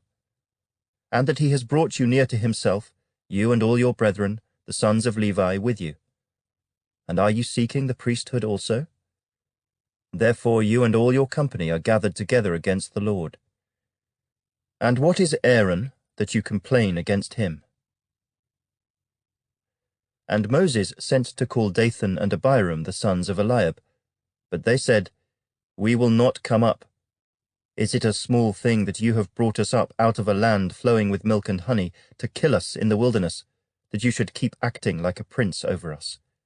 Moreover, you have not brought us into a land flowing with milk and honey, nor given us inheritance of fields and vineyards. Will you put out the eyes of these men? We will not come up." Then Moses was very angry, and said to the Lord, "Do not respect their offering. I have not taken one donkey from them, nor have I hurt one of them." And Moses said to Korah, "Tomorrow you and all your company be present before the Lord, you and they, as well as Aaron. Let each take his censer and put incense in it, and each of you bring his censer before the Lord, 250 censers, both you and Aaron, each with his censer." So every man took his censer, put fire in it, laid incense on it, and stood at the door of the tabernacle of meeting with Moses and Aaron. And Korah gathered all the congregation against them at the door of the tabernacle of meeting. Then the glory of the Lord appeared to all the congregation. And the Lord spoke to Moses and Aaron, saying, "Separate yourselves from among this congregation, that I may consume them in a moment." Then they fell on their faces and said, "O God, the God of the spirits of all flesh, shall one man sin, and you be angry with all the congregation?" So the Lord spoke to Moses, saying, "Speak to the congregation, saying, Get away from the tents of Korah, Dathan, and Abiram." Then Moses rose and went to Dathan and Abiram, and the elders of Israel followed him. And he spoke to the congregation, saying, "Depart now from the tents of these wicked men. Touch nothing of theirs, lest you be consumed in all their sins." So they got away from around the tents of Korah, Dathan, and Abiram. And Dathan and Abiram came out and stood at the door of their tents, with their wives, their sons, and their little children. And Moses said, "By this you shall know that the Lord has sent me to do all these works, for I have not done them of my own will. If these men die naturally like all men, or if they are visited by the common fate of all men, then the Lord has not sent me. But if the Lord creates a new thing, and the earth opens its mouth and swallows them up with all that belongs to them, and they go down alive into the pit, then you will understand that these men have rejected the Lord."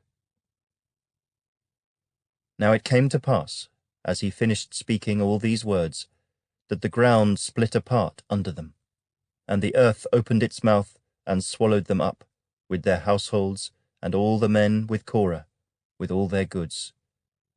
So they and all those with them went down alive into the pit. The earth closed over them, and they perished from among the assembly. Then all Israel who were around them fled at their cry, for they said, "Lest the earth swallow us up also." And a fire came out from the Lord, and consumed the 250 men who were offering incense. Then the Lord spoke to Moses, saying, "Tell Eleazar the son of Aaron the priest to pick up the censers out of the blaze, for they are holy, and scatter the fire some distance away. The censers of these men who sinned against their own souls, let them be made into hammered plates as a covering for the altar. Because they presented them before the Lord, therefore they are holy, and they shall be a sign to the children of Israel." So Eleazar the priest took the bronze censers, which those who were burned up had presented, and they were hammered out as a covering on the altar, to be a memorial to the children of Israel that no outsider, who is not a descendant of Aaron, should come near to offer incense before the Lord, that he might not become like Korah and his companions, just as the Lord had said to him through Moses. On the next day, all the congregation of the children of Israel complained against Moses and Aaron, saying, "You have killed the people of the Lord." Now it happened, when the congregation had gathered against Moses and Aaron, that they turned toward the tabernacle of meeting. And suddenly the cloud covered it, and the glory of the Lord appeared. Then Moses and Aaron came before the tabernacle of meeting.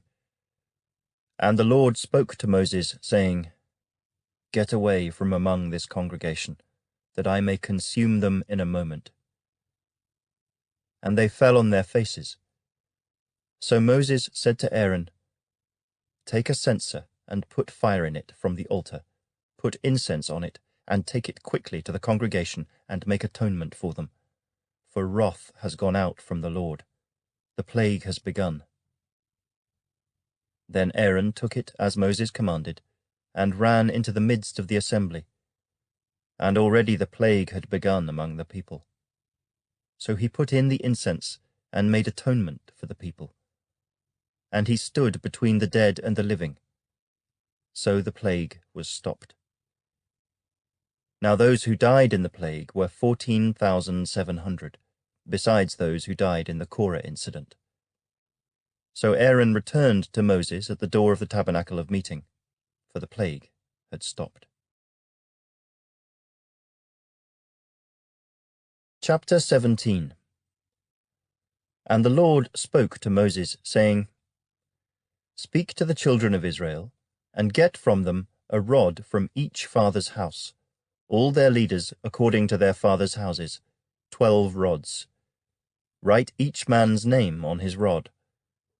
And you shall write Aaron's name on the rod of Levi.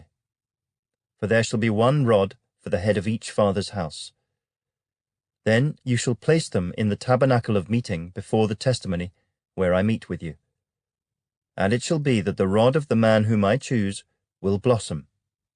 Thus I will rid myself of the complaints of the children of Israel, which they make against you. So Moses spoke to the children of Israel, and each of their leaders gave him a rod apiece, for each leader according to their fathers' houses, 12 rods.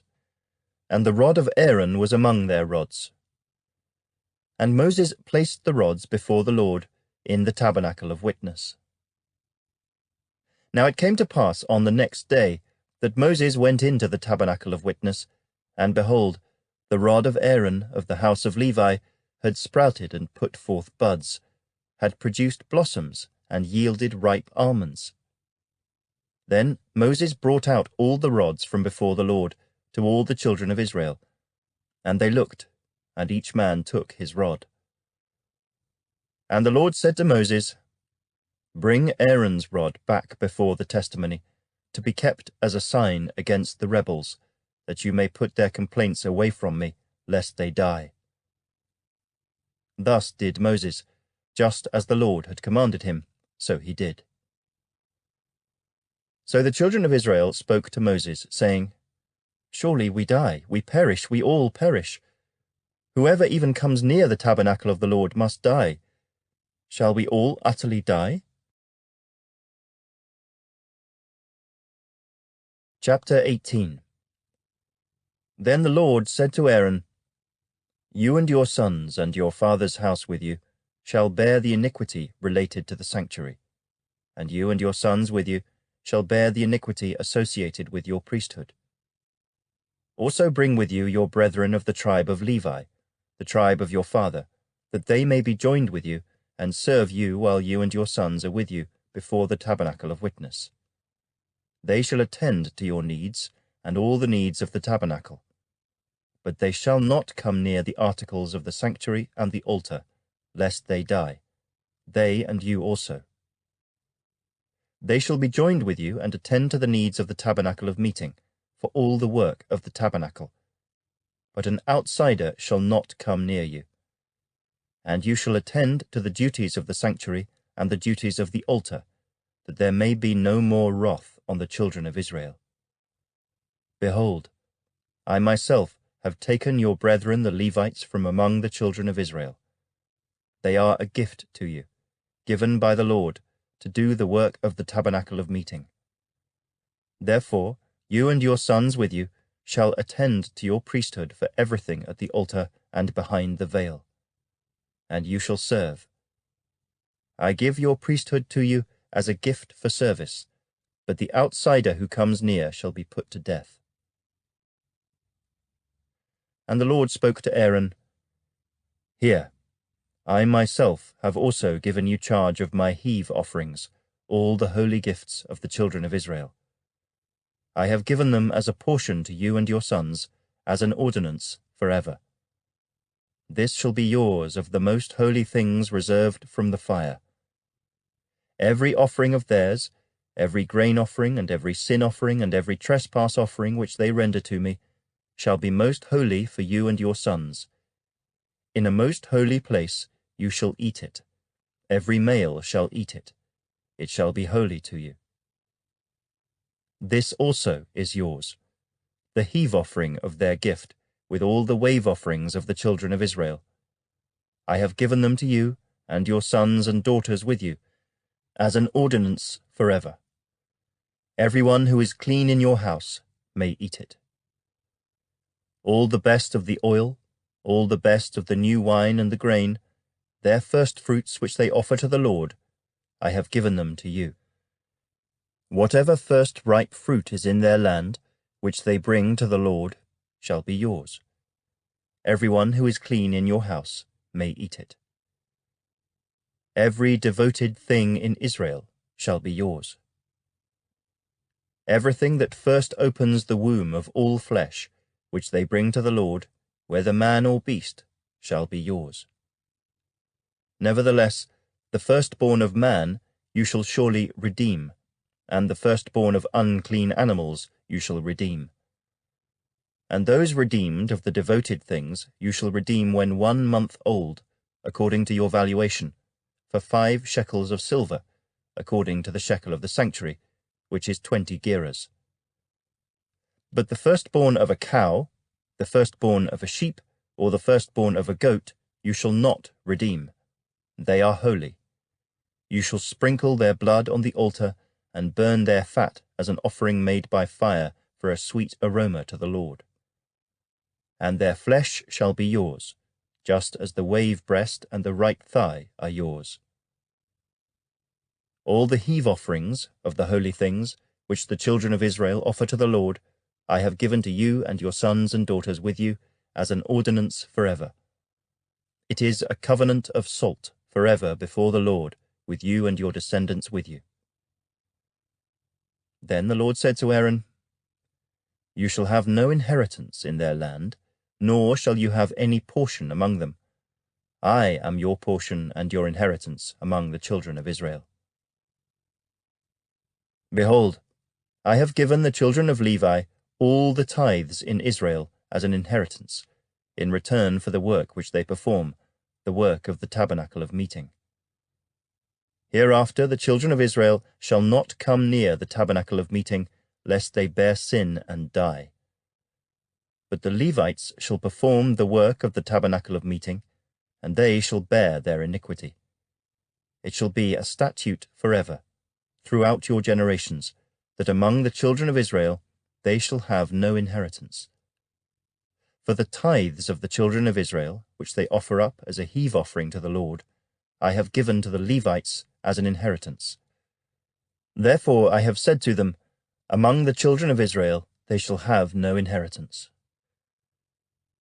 Then the Lord spoke to Moses, saying, Speak thus to the Levites, and say to them, When you take from the children of Israel the tithes which I have given you from them as your inheritance, then you shall offer up a heave offering of it to the Lord, 1/10 of the tithe. And your heave offering shall be reckoned to you as though it were the grain of the threshing floor, and as the fullness of the winepress. Thus you shall also offer a heave offering to the Lord from all your tithes which you receive from the children of Israel, and you shall give the Lord's heave offering from it to Aaron the priest. Of all your gifts you shall offer up every heave offering due to the Lord, from all the best of them, the consecrated part of them.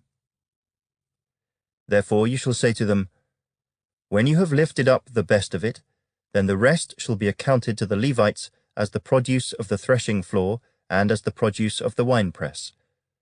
You may eat it in any place, you and your households, for it is your reward for your work in the tabernacle of meeting.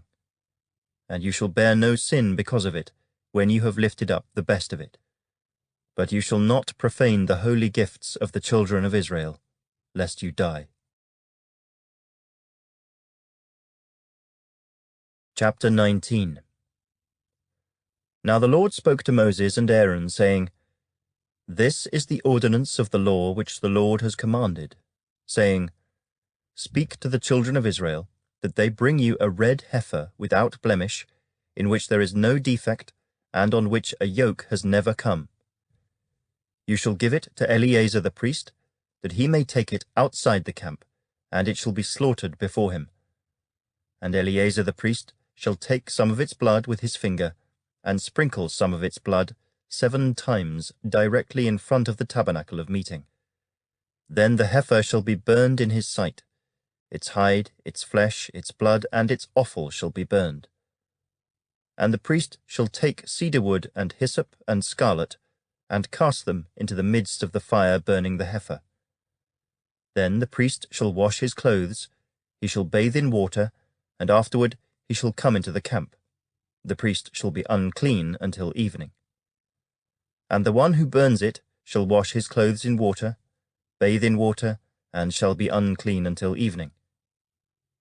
Then a man who is clean shall gather up the ashes of the heifer, and store them outside the camp in a clean place. And they shall be kept for the congregation of the children of Israel for the water of purification. It is for purifying from sin. And the one who gathers the ashes of the heifer shall wash his clothes and be unclean until evening. It shall be a statute forever to the children of Israel and to the stranger who dwells among them. He who touches the dead body of anyone shall be unclean 7 days. He shall purify himself with the water on the 3rd day and on the 7th day. Then he will be clean. But if he does not purify himself on the 3rd day and on the 7th day, he will not be clean. Whoever touches the body of anyone who has died and does not purify himself defiles the tabernacle of the Lord. That person shall be cut off from Israel. He shall be unclean, because the water of purification was not sprinkled on him. His uncleanness is still on him. This is the law when a man dies in a tent. All who come into the tent, and all who are in the tent, shall be unclean 7 days. And every open vessel, which has no cover fastened on it, is unclean. Whoever in the open field touches one who is slain by a sword, or who has died, or a bone of a man, or a grave, shall be unclean 7 days. And for an unclean person, they shall take some of the ashes of the heifer, burnt for purification from sin, and running water shall be put on them in a vessel. A clean person shall take hyssop, and dip it in the water, sprinkle it on the tent, on all the vessels, on the persons who were there, or on the one who touched a bone, the slain, the dead, or a grave. The clean person shall sprinkle the unclean on the 3rd day and on the 7th day. And on the 7th day he shall purify himself, wash his clothes, and bathe in water, and at evening he shall be clean. But the man who is unclean and does not purify himself, that person shall be cut off from among the assembly, because he has defiled the sanctuary of the Lord. The water of purification has not been sprinkled on him, he is unclean. It shall be a perpetual statute for them. He who sprinkles the water of purification shall wash his clothes, and he who touches the water of purification shall be unclean until evening. Whatever the unclean person touches shall be unclean, and the person who touches it shall be unclean until evening. Chapter 20. Then the children of Israel, the whole congregation, came into the wilderness of Zin in the 1st month, and the people stayed in Kadesh. And Miriam died there, and was buried there. Now there was no water for the congregation, so they gathered together against Moses and Aaron. And the people contended with Moses and spoke, saying, If only we had died when our brethren died before the Lord. Why have you brought up the assembly of the Lord into this wilderness, that we and our animals should die here? And why have you made us come up out of Egypt to bring us to this evil place? It is not a place of grain or figs or vines or pomegranates, nor is there any water to drink. So Moses and Aaron went from the presence of the assembly to the door of the tabernacle of meeting, and they fell on their faces. And the glory of the Lord appeared to them. Then the Lord spoke to Moses, saying, Take the rod, you and your brother Aaron, gather the congregation together. Speak to the rock before their eyes, and it will yield its water. Thus you shall bring water for them out of the rock, and give drink to the congregation and their animals. So Moses took the rod from before the Lord, as he commanded him. And Moses and Aaron gathered the assembly together before the rock. And he said to them, "Hear now, you rebels, must we bring water for you out of this rock?" Then Moses lifted his hand and struck the rock twice with his rod, and water came out abundantly, and the congregation and their animals drank. Then the Lord spoke to Moses and Aaron, "Because you did not believe me, to hallow me in the eyes of the children of Israel, therefore you shall not bring this assembly into the land which I have given them." This was the water of Meribah, because the children of Israel contended with the Lord, and he was hallowed among them. Now Moses sent messengers from Kadesh to the king of Edom. "Thus says your brother Israel, you know all the hardship that has befallen us, how our fathers went down to Egypt, and we dwelt in Egypt a long time, and the Egyptians afflicted us and our fathers. When we cried out to the Lord, he heard our voice, and sent the angel, and brought us up out of Egypt. Now here we are in Kadesh, a city on the edge of your border. Please let us pass through your country. We will not pass through fields or vineyards, nor will we drink water from wells. We will go along the king's highway. We will not turn aside to the right hand or to the left until we have passed through your territory." Then Edom said to him, "You shall not pass through my land, lest I come out against you with the sword." So the children of Israel said to him, "We will go by the highway, and if I or my livestock drink any of your water, then I will pay for it. Let me only pass through on foot, nothing more." Then he said, "You shall not pass through." So Edom came out against them with many men and with a strong hand. Thus Edom refused to give Israel passage through his territory. So Israel turned away from him. Now the children of Israel, the whole congregation, journeyed from Kadesh and came to Mount Hor. And the Lord spoke to Moses and Aaron in Mount Hor by the border of the land of Edom, saying, "Aaron shall be gathered to his people, for he shall not enter the land which I have given to the children of Israel, because you rebelled against my word at the water of Meribah. Take Aaron and Eleazar his son, and bring them up to Mount Hor. And strip Aaron of his garments, and put them on Eleazar his son. For Aaron shall be gathered to his people, and die there." So Moses did just as the Lord commanded, and they went up to Mount Hor in the sight of all the congregation.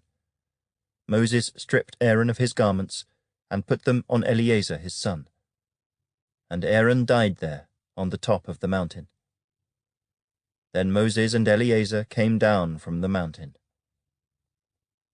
Now when all the congregation saw that Aaron was dead, all the house of Israel mourned for Aaron 30 days.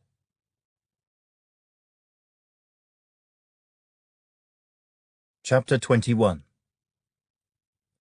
The king of Arad, the Canaanite, who dwelt in the south, heard that Israel was coming on the road to Atharim.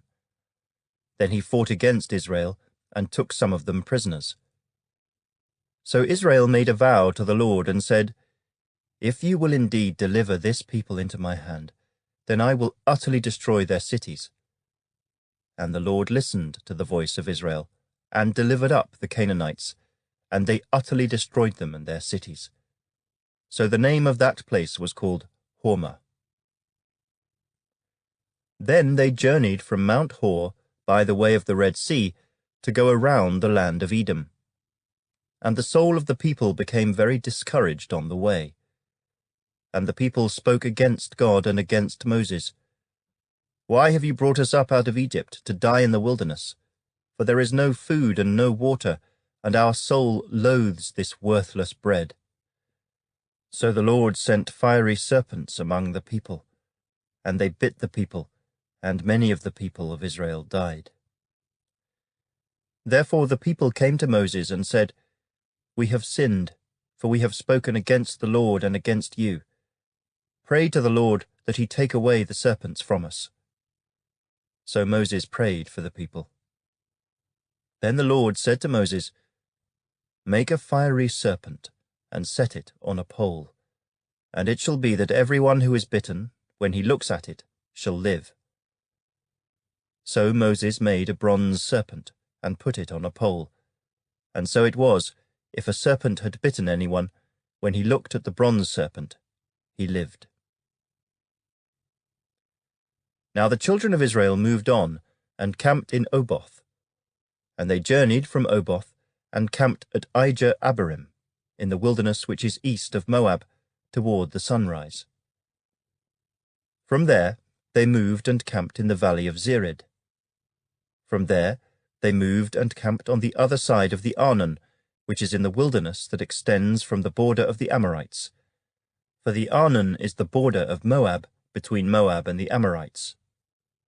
Therefore it is said in the book of the wars of the Lord, "Waheb in Suphah, the brooks of the Arnon, and the slope of the brooks that reaches to the dwelling of Ar, and lies on the border of Moab." From there they went to Beer, which is the well where the Lord said to Moses, "Gather the people together, and I will give them water." Then Israel sang this song: "Spring up, O well, all of you sing to it, the well the leaders sank, dug by the nation's nobles, by the lawgiver, with their staves." And from the wilderness they went to Mattanah, from Mattanah to Nahaliel, from Nahaliel to Bamoth, and from Bamoth, in the valley that is in the country of Moab, to the top of Pisgah, which looks down on the wasteland. Then Israel sent messengers to Sihon king of the Amorites, saying, "Let me pass through your land. We will not turn aside into fields or vineyards. We will not drink water from wells. We will go by the king's highway until we have passed through your territory." But Sihon would not allow Israel to pass through his territory. So Sihon gathered all his people together and went out against Israel in the wilderness, and he came to Jahaz and fought against Israel. Then Israel defeated him with the edge of the sword, and took possession of his land, from the Arnon to the Jabbok, as far as the people of Ammon. For the border of the people of Ammon was fortified. So Israel took all these cities, and Israel dwelt in all the cities of the Amorites, in Heshbon and in all its villages.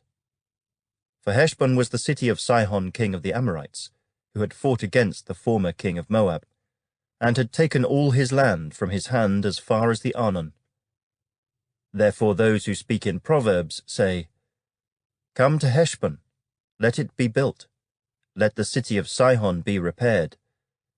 For fire went out from Heshbon, a flame from the city of Sihon. It consumed Ar of Moab, the lords of the heights of the Arnon. Woe to you, Moab! You have perished, O people of Chemosh.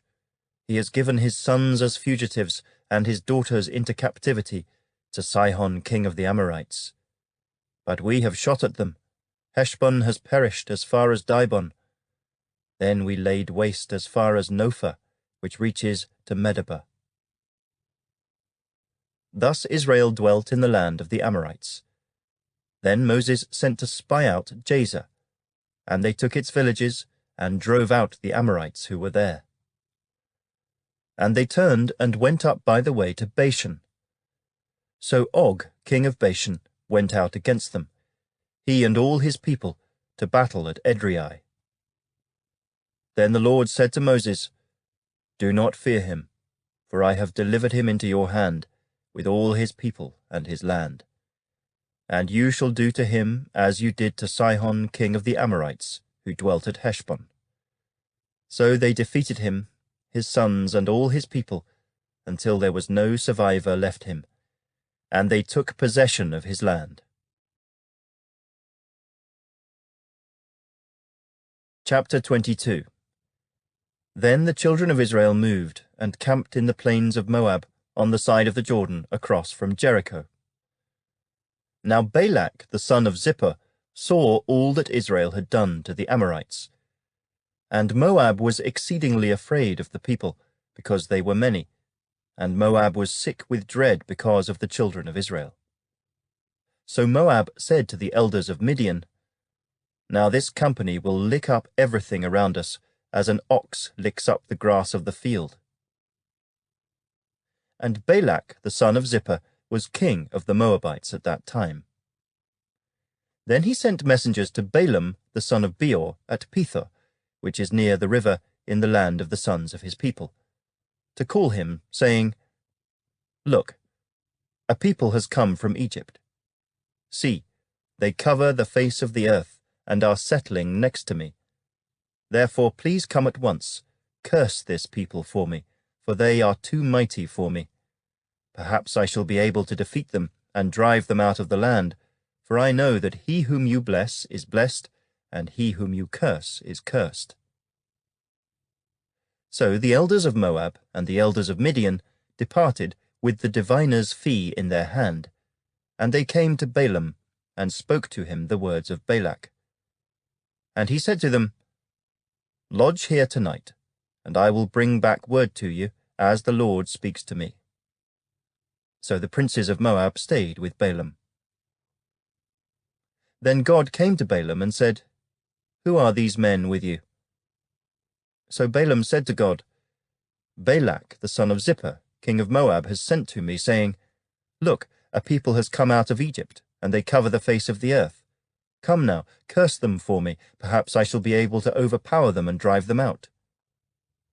And God said to Balaam, 'You shall not go with them. You shall not curse the people, for they are blessed.' So Balaam rose in the morning and said to the princes of Balak, 'Go back to your land, for the Lord has refused to give me permission to go with you.' And the princes of Moab rose and went to Balak and said, 'Balaam refuses to come with us.' Then Balak again sent princes, more numerous and more honorable than they. And they came to Balaam and said to him, 'Thus says Balak the son of Zippor, Please let nothing hinder you from coming to me, for I will certainly honor you greatly, and I will do whatever you say to me.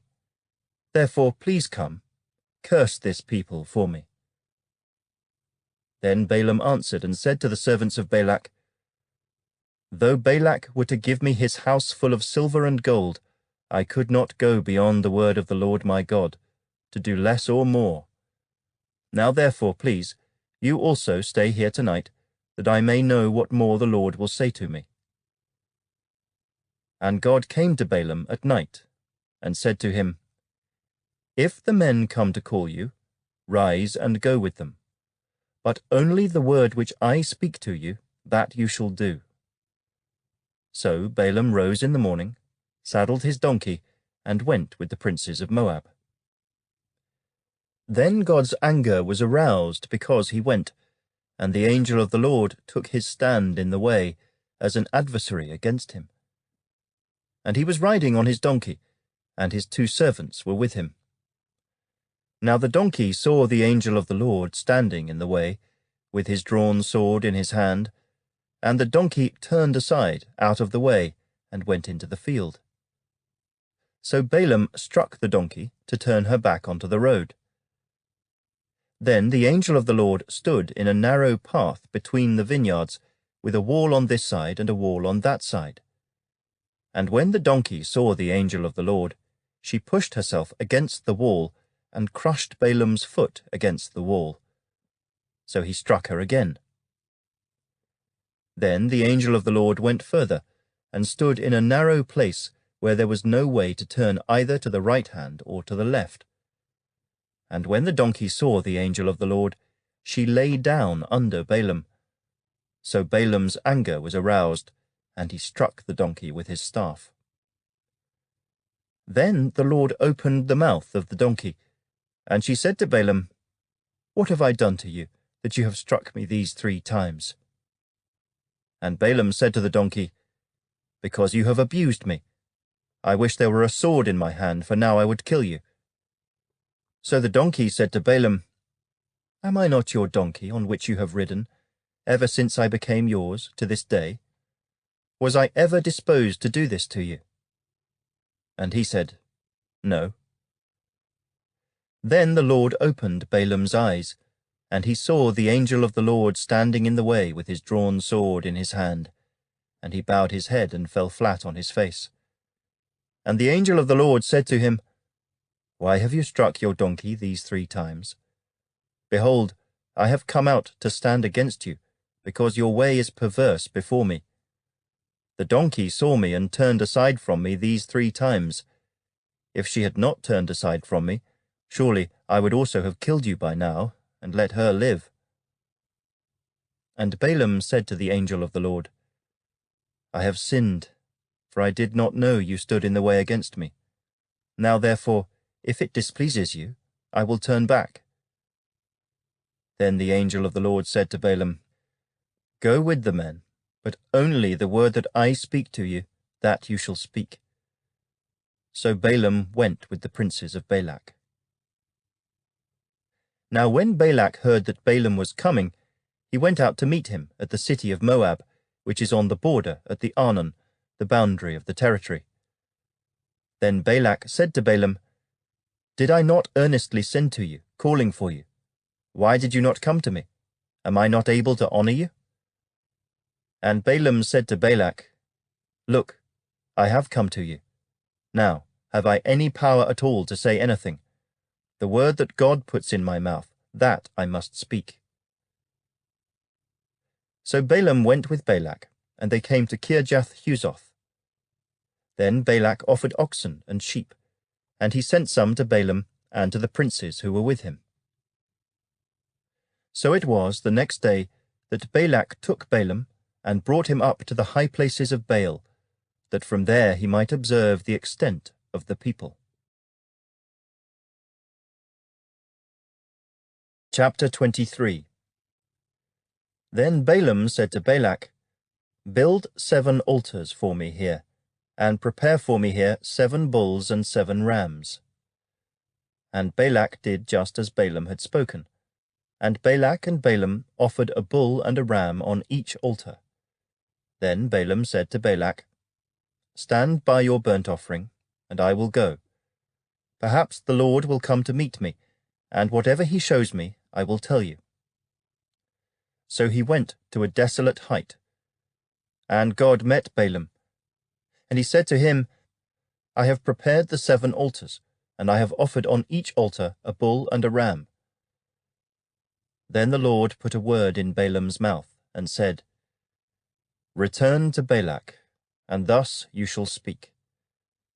So he returned to him, and there he was, standing by his burnt offering, he and all the princes of Moab.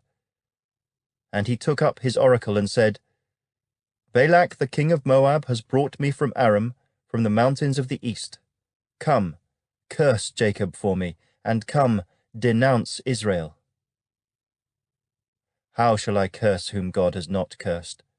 And how shall I denounce whom the Lord has not denounced? For from the top of the rocks I see him, and from the hills I behold him.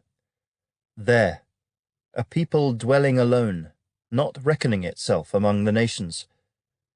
Who can count the dust of Jacob, or number 1/4 of Israel? Let me die the death of the righteous, and let my end be like his.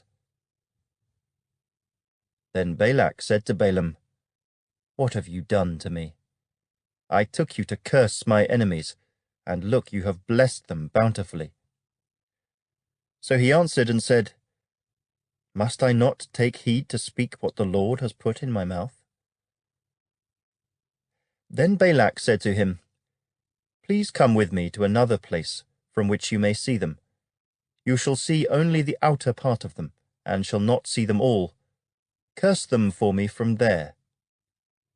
So he brought him to the field of Zophim, to the top of Pisgah, and built 7 altars, and offered a bull and a ram on each altar. And he said to Balak, Stand here by your burnt offering, while I meet the Lord over there. Then the Lord met Balaam, and put a word in his mouth, and said, Go back to Balak, and thus you shall speak. So he came to him, and there he was, standing by his burnt offering, and the princes of Moab were with him. And Balak said to him, What has the Lord spoken? Then he took up his oracle and said, Rise up, Balak, and hear. Listen to me, son of Zippor. God is not a man that he should lie, nor a son of man that he should repent. Has he said, and will he not do?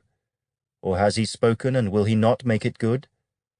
Behold, I have received a command to bless. He has blessed, and I cannot reverse it. He has not observed iniquity in Jacob, nor has he seen wickedness in Israel. The Lord his God is with him, and the shout of a king is among them. God brings them out of Egypt. He has strength like a wild ox. For there is no sorcery against Jacob, nor any divination against Israel. It must now be said of Jacob and of Israel, Oh, what God has done! Look, a people rises like a lioness, and lifts itself up like a lion. It shall not lie down until it devours the prey, and drinks the blood of the slain. Then Balak said to Balaam, Neither curse them at all, nor bless them at all. So Balaam answered and said to Balak, Did I not tell you, saying, All that the Lord speaks, that I must do? Then Balak said to Balaam, Please come, I will take you to another place. Perhaps it will please God that you may curse them for me from there. So Balak took Balaam to the top of Peor, that overlooks the wasteland. Then Balaam said to Balak, Build for me here 7 altars, and prepare for me here 7 bulls and 7 rams. And Balak did as Balaam had said, and offered a bull and a ram on every altar. Chapter 24. Now when Balaam saw that it pleased the Lord to bless Israel, he did not go, as at other times, to seek to use sorcery, but he set his face toward the wilderness. And Balaam raised his eyes, and saw Israel encamped according to their tribes, and the Spirit of God came upon him. Then he took up his oracle and said, The utterance of Balaam the son of Beor, the utterance of the man whose eyes are opened, the utterance of him who hears the words of God, who sees the vision of the Almighty, who falls down with eyes wide open.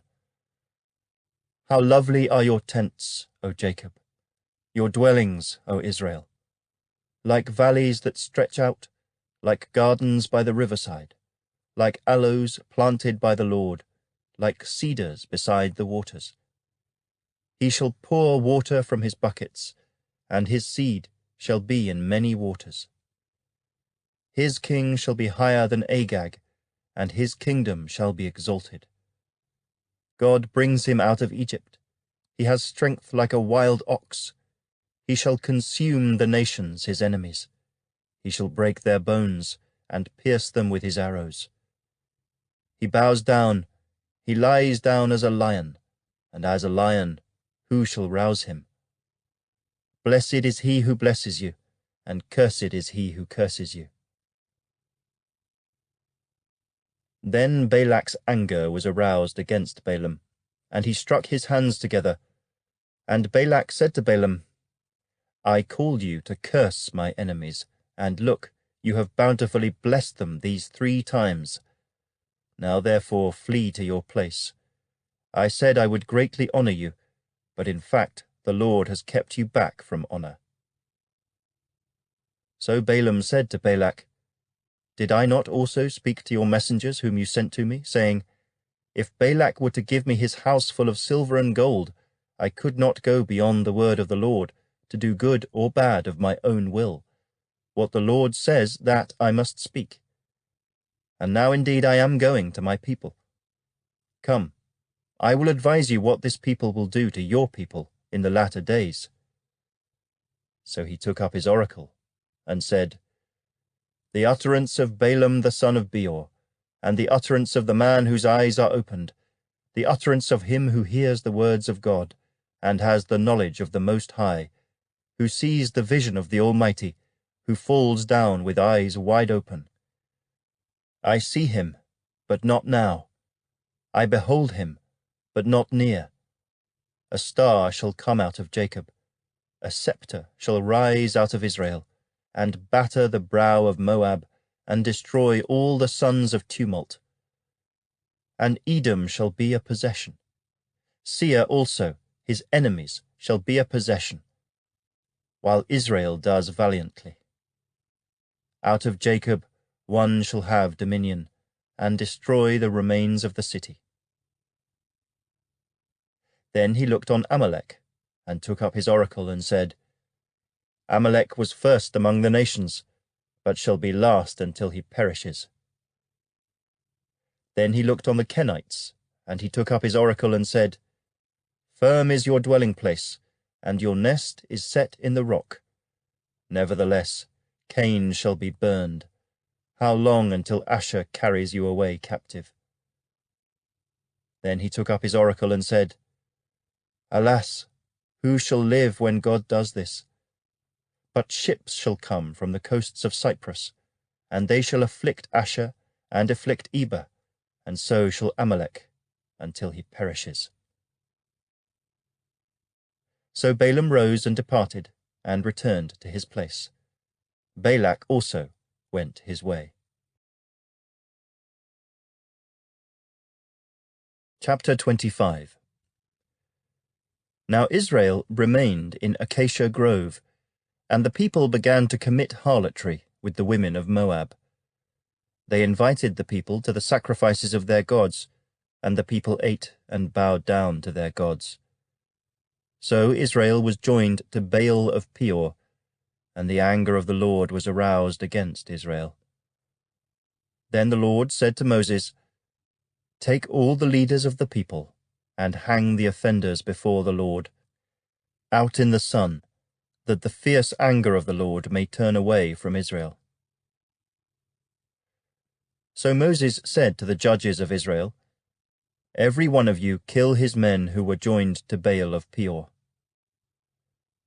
And indeed, one of the children of Israel came and presented to his brethren a Midianite woman in the sight of Moses, and in the sight of all the congregation of the children of Israel, who were weeping at the door of the tabernacle of meeting. Now when Phinehas, the son of Eleazar, the son of Aaron the priest, saw it, he rose from among the congregation, and took a javelin in his hand.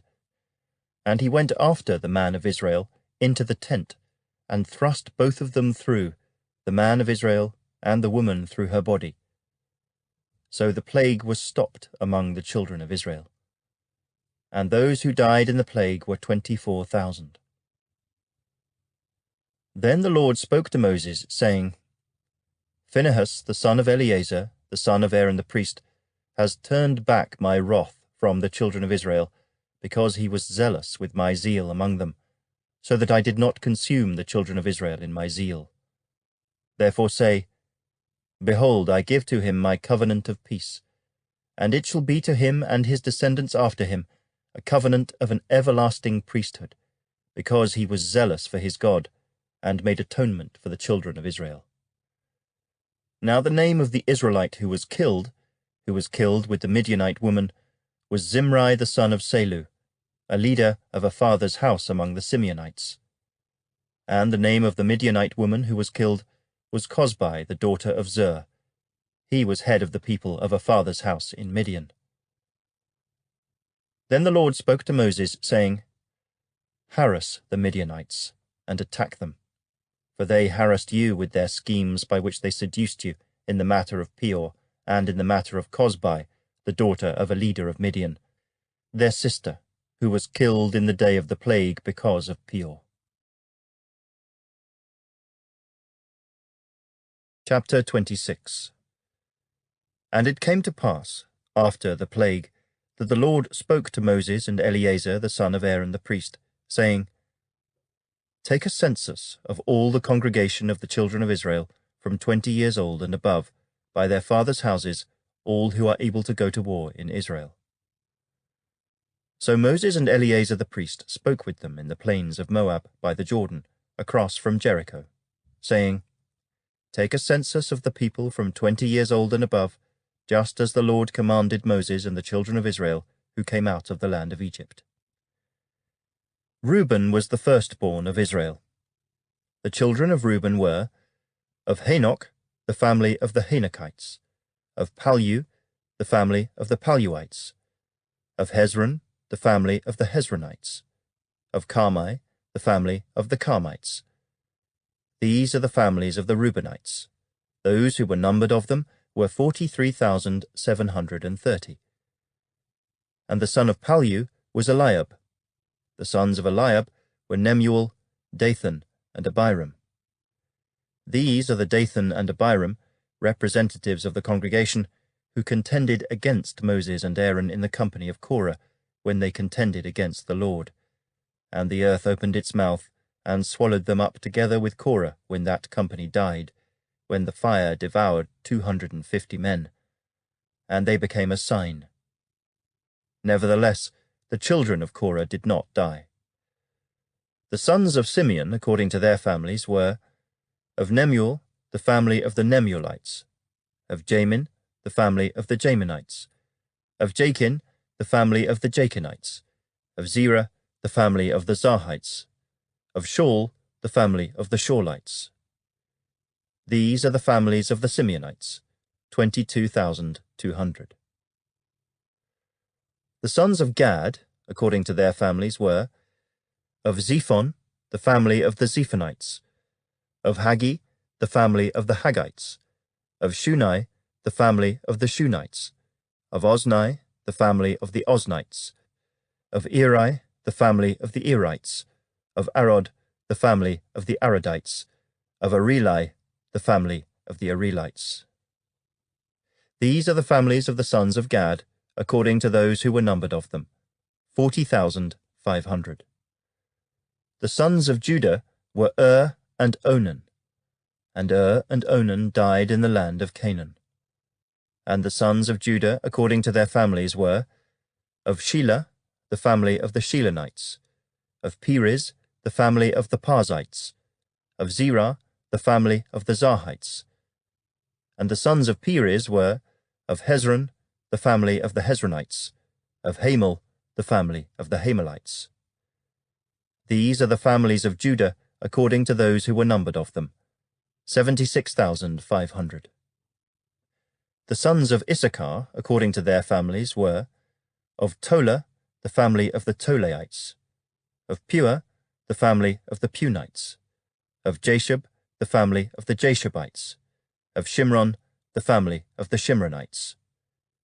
These are the families of Issachar, according to those who were numbered of them, 64,300. The sons of Zebulun, according to their families, were, of Sered, the family of the Sardites, of Elon, the family of the Elonites, of Jaleel, the family of the Jaleelites. These are the families of the Zebulunites, according to those who were numbered of them, 60,500. The sons of Joseph, according to their families by Manasseh and Ephraim, were, the sons of Manasseh, of Machir, the family of the Machirites, and Machir begot Gilead, of Gilead, the family of the Gileadites.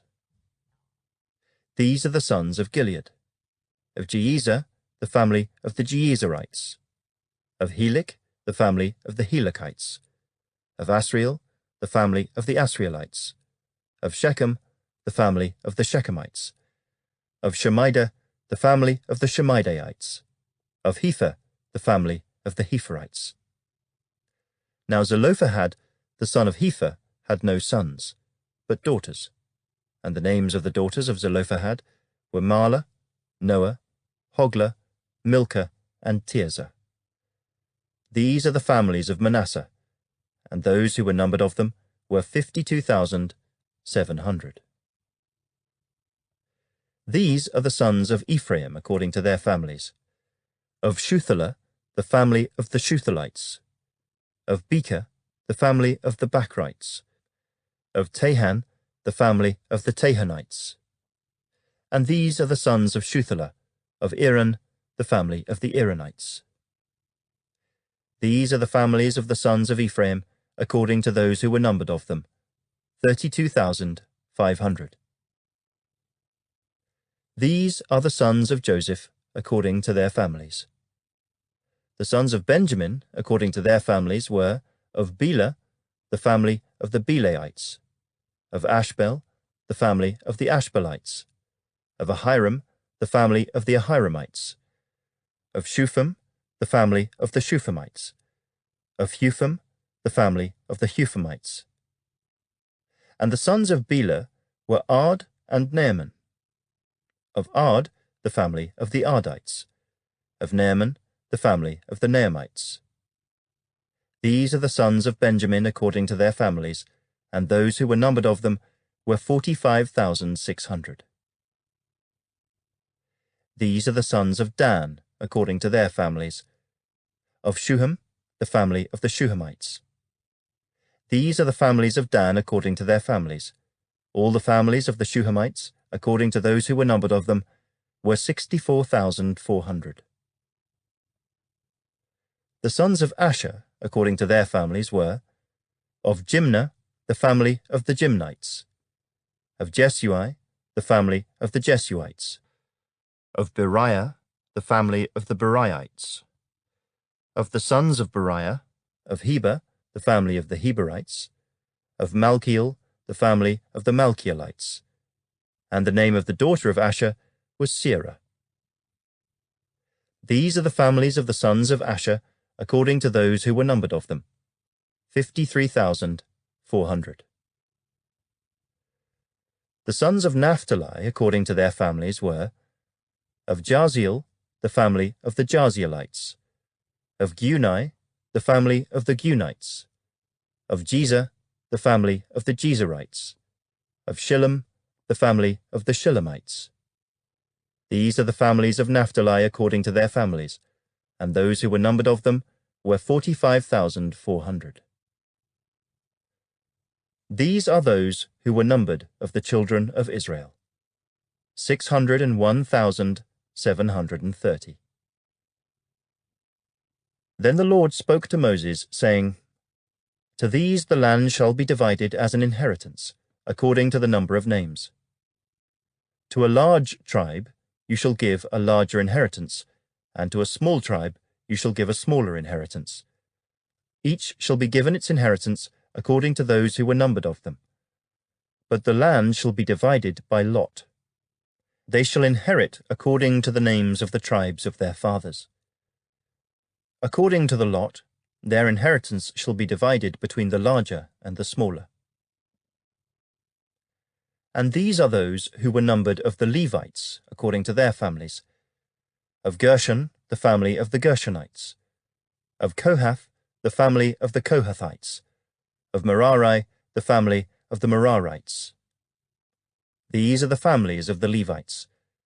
The family of the Libnites, the family of the Hebronites, the family of the Marlites, the family of the Mushites, and the family of the Korathites. And Kohath begot Amram. The name of Amram's wife was Jochebed, the daughter of Levi, who was born to Levi in Egypt. And to Amram she bore Aaron and Moses, and their sister Miriam. To Aaron were born Nadab and Abihu, Eleazar and Ithamar. And Nadab and Abihu died when they offered profane fire before the Lord. Now those who were numbered of them were 23,000, every male from a month old and above. For they were not numbered among the other children of Israel, because there was no inheritance given to them among the children of Israel. These are those who were numbered by Moses and Eleazar the priest, who numbered the children of Israel in the plains of Moab by the Jordan, across from Jericho. But among these there was not a man of those who were numbered by Moses and Aaron the priest, when they numbered the children of Israel in the wilderness of Sinai. For the Lord had said of them, They shall surely die in the wilderness. So there was not left a man of them, except Caleb the son of Jephunneh, and Joshua, the son of Nun. Chapter 27. Then came the daughters of Zelophehad, the son of Hepher, the son of Gilead, the son of Machir, the son of Manasseh, from the families of Manasseh the son of Joseph. And these were the names of his daughters: Mahlah, Noah, Hoglah, Milcah, and Tirzah. And they stood before Moses, before Eleazar the priest, and before the leaders and all the congregation, by the doorway of the tabernacle of meeting, saying, Our father died in the wilderness, but he was not in the company of those who were gathered together against the Lord, in company with Korah, but he died in his own sin, and he had no sons. Why should the name of our father be removed from among his family because he had no son? Give us a possession among our father's brothers. So Moses brought their case before the Lord. And the Lord spoke to Moses, saying, The daughters of Zelophehad speak what is right. You shall surely give them a possession of inheritance among their father's brothers, and cause the inheritance of their father to pass to them. And you shall speak to the children of Israel, saying, If a man dies and has no son, then you shall cause his inheritance to pass to his daughter. If he has no daughter, then you shall give his inheritance to his brothers. If he has no brothers, then you shall give his inheritance to his father's brothers. And if his father has no brothers, then you shall give his inheritance to the relative closest to him in his family, and he shall possess it. And it shall be to the children of Israel a statute of judgment, just as the Lord commanded Moses. Now the Lord said to Moses, Go up into this Mount Abarim, and see the land which I have given to the children of Israel. And when you have seen it, you also shall be gathered to your people, as Aaron your brother was gathered. For in the wilderness of Zin, during the strife of the congregation, you rebelled against my command to hallow me at the waters before their eyes. These are the waters of Meribah and Kadesh in the wilderness of Zin. Then Moses spoke to the Lord, saying, Let the Lord, the God of the spirits of all flesh, set a man over the congregation, who may go out before them and go in before them, who may lead them out and bring them in, that the congregation of the Lord may not be like sheep which have no shepherd. And the Lord said to Moses, Take Joshua the son of Nun with you, a man in whom is the Spirit, and lay your hand on him. Set him before Eleazar the priest, and before all the congregation, and inaugurate him in their sight. And you shall give some of your authority to him, that all the congregation of the children of Israel may be obedient. He shall stand before Eleazar the priest, who shall inquire before the Lord for him, by the judgment of the Urim. At his word they shall go out, and at his word they shall come in, he and all the children of Israel with him, all the congregation. So Moses did as the Lord commanded him. He took Joshua, and set him before Eleazar the priest, and before all the congregation. And he laid his hands on him, and inaugurated him, just as the Lord commanded by the hand of Moses. Chapter 28. Now the Lord spoke to Moses, saying, Command the children of Israel, and say to them, My offering, my food for my offerings made by fire as a sweet aroma to me, you shall be careful to offer to me at their appointed time. And you shall say to them, This is the offering made by fire, which you shall offer to the Lord. 2 male lambs in their first year without blemish, day by day, as a regular burnt offering. The one lamb you shall offer in the morning, the other lamb you shall offer in the evening, and 1/10 of an ephah of fine flour as a grain offering, mixed with 1/4 of a hin of pressed oil. It is a regular burnt offering, which was ordained at Mount Sinai for a sweet aroma, an offering made by fire to the Lord. And its drink offering shall be 1/4 of a hin for each lamb. In a holy place you shall pour out the drink to the Lord as an offering. The other lamb you shall offer in the evening. As the morning grain offering and its drink offering, you shall offer it as an offering made by fire, a sweet aroma to the Lord. And on the Sabbath day, 2 lambs in their first year without blemish, and 2/10 of an ephah of fine flour as a grain offering, mixed with oil, with its drink offering. This is the burnt offering for every Sabbath, besides the regular burnt offering with its drink offering. At the beginnings of your months you shall present a burnt offering to the Lord, 2 young bulls, 1 ram, and 7 lambs in their first year without blemish. 3/10 of an ephah of fine flour as a grain offering, mixed with oil for each bull. 2/10 of an ephah of fine flour as a grain offering mixed with oil for the 1 ram, and 1/10 of an ephah of fine flour mixed with oil as a grain offering for each lamb, as a burnt offering of sweet aroma, an offering made by fire to the Lord. Their drink offering shall be half a hin of wine for a bull, 1/3 of a hin for a ram, and 1/4 of a hin for a lamb. This is the burnt offering for each month throughout the months of the year. Also, 1 kid of the goats as a sin offering to the Lord shall be offered, besides the regular burnt offering and its drink offering. On the 14th day of the first month is the Passover of the Lord, and on the 15th day of this month is the feast. Unleavened bread shall be eaten for 7 days. On the first day you shall have a holy convocation. You shall do no customary work. And you shall present an offering made by fire as a burnt offering to the Lord.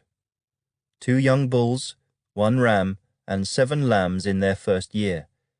Be sure they are without blemish. Their grain offering shall be of fine flour mixed with oil. 3/10 of an ephah you shall offer for a bull, and 2/10 for a ram. You shall offer 1/10 of an ephah for each of the 7 lambs.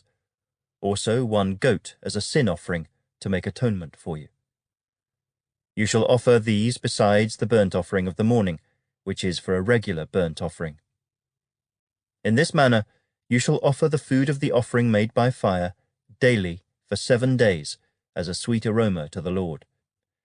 It shall be offered besides the regular burnt offering and its drink offering. And on the 7th day you shall have a holy convocation. You shall do no customary work. Also on the day of the first fruits, when you bring a new grain offering to the Lord at your feast of weeks, you shall have a holy convocation. You shall do no customary work. You shall present a burnt offering as a sweet aroma to the Lord. 2 young bulls, 1 ram, and 7 lambs in their first year, with their grain offering of fine flour mixed with oil. 3/10 of an ephah for each bull, 2/10 for the 1 ram, and 1/10 for each of the 7 lambs. Also 1 kid of the goats to make atonement for you. Be sure they are without blemish. You shall present them with their drink offerings, besides the regular burnt offering with its grain offering.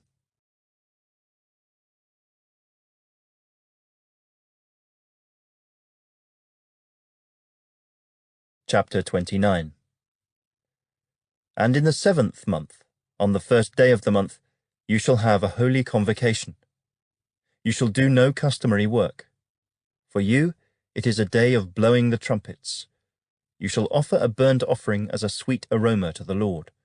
1 young bull, 1 ram, and 7 lambs in their first year without blemish. Their grain offering shall be fine flour mixed with oil. 3/10 of an ephah for the bull, 2/10 for the ram, and 1/10 for each of the 7 lambs. Also 1 kid of the goats as a sin offering to make atonement for you. Besides the burnt offering with its grain offering for the new moon, the regular burnt offering with its grain offering, and their drink offerings, according to their ordinance, as a sweet aroma, an offering made by fire to the Lord.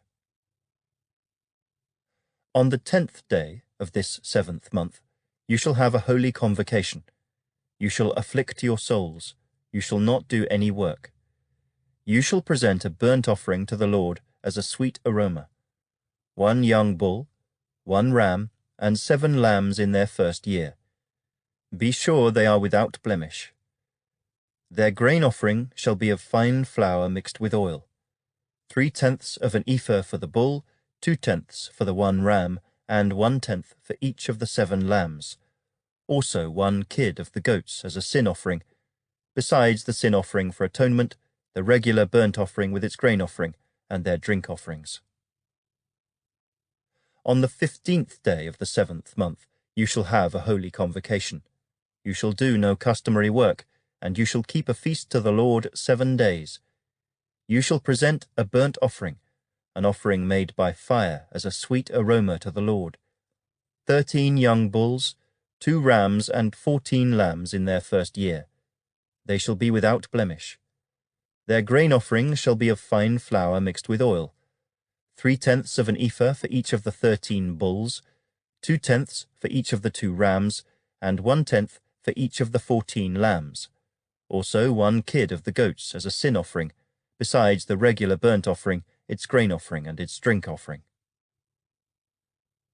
On the 2nd day, present 12 young bulls, 2 rams, 14 lambs in their first year without blemish, and their grain offering and their drink offerings, for the bulls, for the rams, and for the lambs, by their number, according to the ordinance. Also 1 kid of the goats as a sin offering, besides the regular burnt offering with its grain offering, and their drink offerings. On the 3rd day, present 11 bulls, 2 rams, 14 lambs in their first year without blemish, and their grain offering and their drink offerings for the bulls, for the rams, and for the lambs, by their number, according to the ordinance. Also 1 goat as a sin offering, besides the regular burnt offering, its grain offering, and its drink offering. On the 4th day, present 10 bulls, 2 rams, and 14 lambs in their first year without blemish, and their grain offering and their drink offerings for the bulls, for the rams, and for the lambs, by their number, according to the ordinance. Also 1 kid of the goats as a sin offering, besides the regular burnt offering, its grain offering, and its drink offering. On the 5th day, present 9 bulls, 2 rams, and 14 lambs in their first year without blemish, and their grain offering and their drink offerings for the bulls, for the rams, and for the lambs, by their number, according to the ordinance.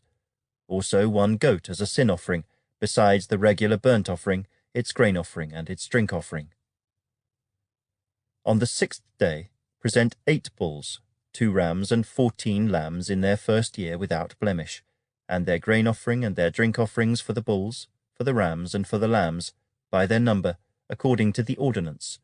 Also 1 goat as a sin offering, besides the regular burnt offering, its grain offering, and its drink offering. On the 7th day, present 7 bulls, 2 rams, and 14 lambs in their first year without blemish, and their grain offering and their drink offerings for the bulls, for the rams, and for the lambs, by their number, according to the ordinance. Also 1 goat as a sin offering, besides the regular burnt offering, its grain offering, and its drink offering. On the 8th day, you shall have a sacred assembly. You shall do no customary work. You shall present a burnt offering, an offering made by fire as a sweet aroma to the Lord. 1 bull, 1 ram, 7 lambs in their first year without blemish, and their grain offering and their drink offerings for the bull, for the ram, and for the lambs, by their number, according to the ordinance. Also 1 goat as a sin offering, besides the regular burnt offering, its grain offering, and its drink offering. These you shall present to the Lord at your appointed feasts, besides your vowed offerings and your freewill offerings, as your burnt offerings and your grain offerings, as your drink offerings and your peace offerings. So Moses told the children of Israel everything, just as the Lord commanded Moses. Chapter 30. Then Moses spoke to the heads of the tribes concerning the children of Israel, saying, This is the thing which the Lord has commanded. If a man makes a vow to the Lord, or swears an oath to bind himself by some agreement, he shall not break his word. He shall do according to all that proceeds out of his mouth. Or if a woman makes a vow to the Lord, and binds herself by some agreement while in her father's house in her youth, and her father hears her vow, and the agreement by which she has bound herself, and her father holds his peace, then all her vows shall stand, and every agreement with which she has bound herself shall stand. But if her father overrules her on the day that he hears, then none of her vows, nor her agreements by which she has bound herself, shall stand. And the Lord will release her, because her father overruled her. If indeed she takes a husband, while bound by her vows or by a rash utterance from her lips by which she bound herself, and her husband hears it, and makes no response to her on the day that he hears, then her vows shall stand, and her agreements by which she bound herself shall stand. But if her husband overrules her on the day that he hears it, he shall make void her vow which she took, and what she uttered with her lips, by which she bound herself, and the Lord will release her. Also, any vow of a widow or a divorced woman by which she has bound herself shall stand against her.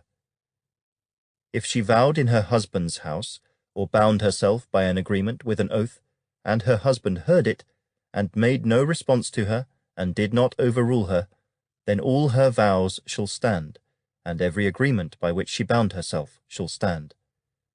But if her husband truly made them void on the day he heard them, then whatever proceeded from her lips concerning her vows, or concerning the agreement binding her, it shall not stand.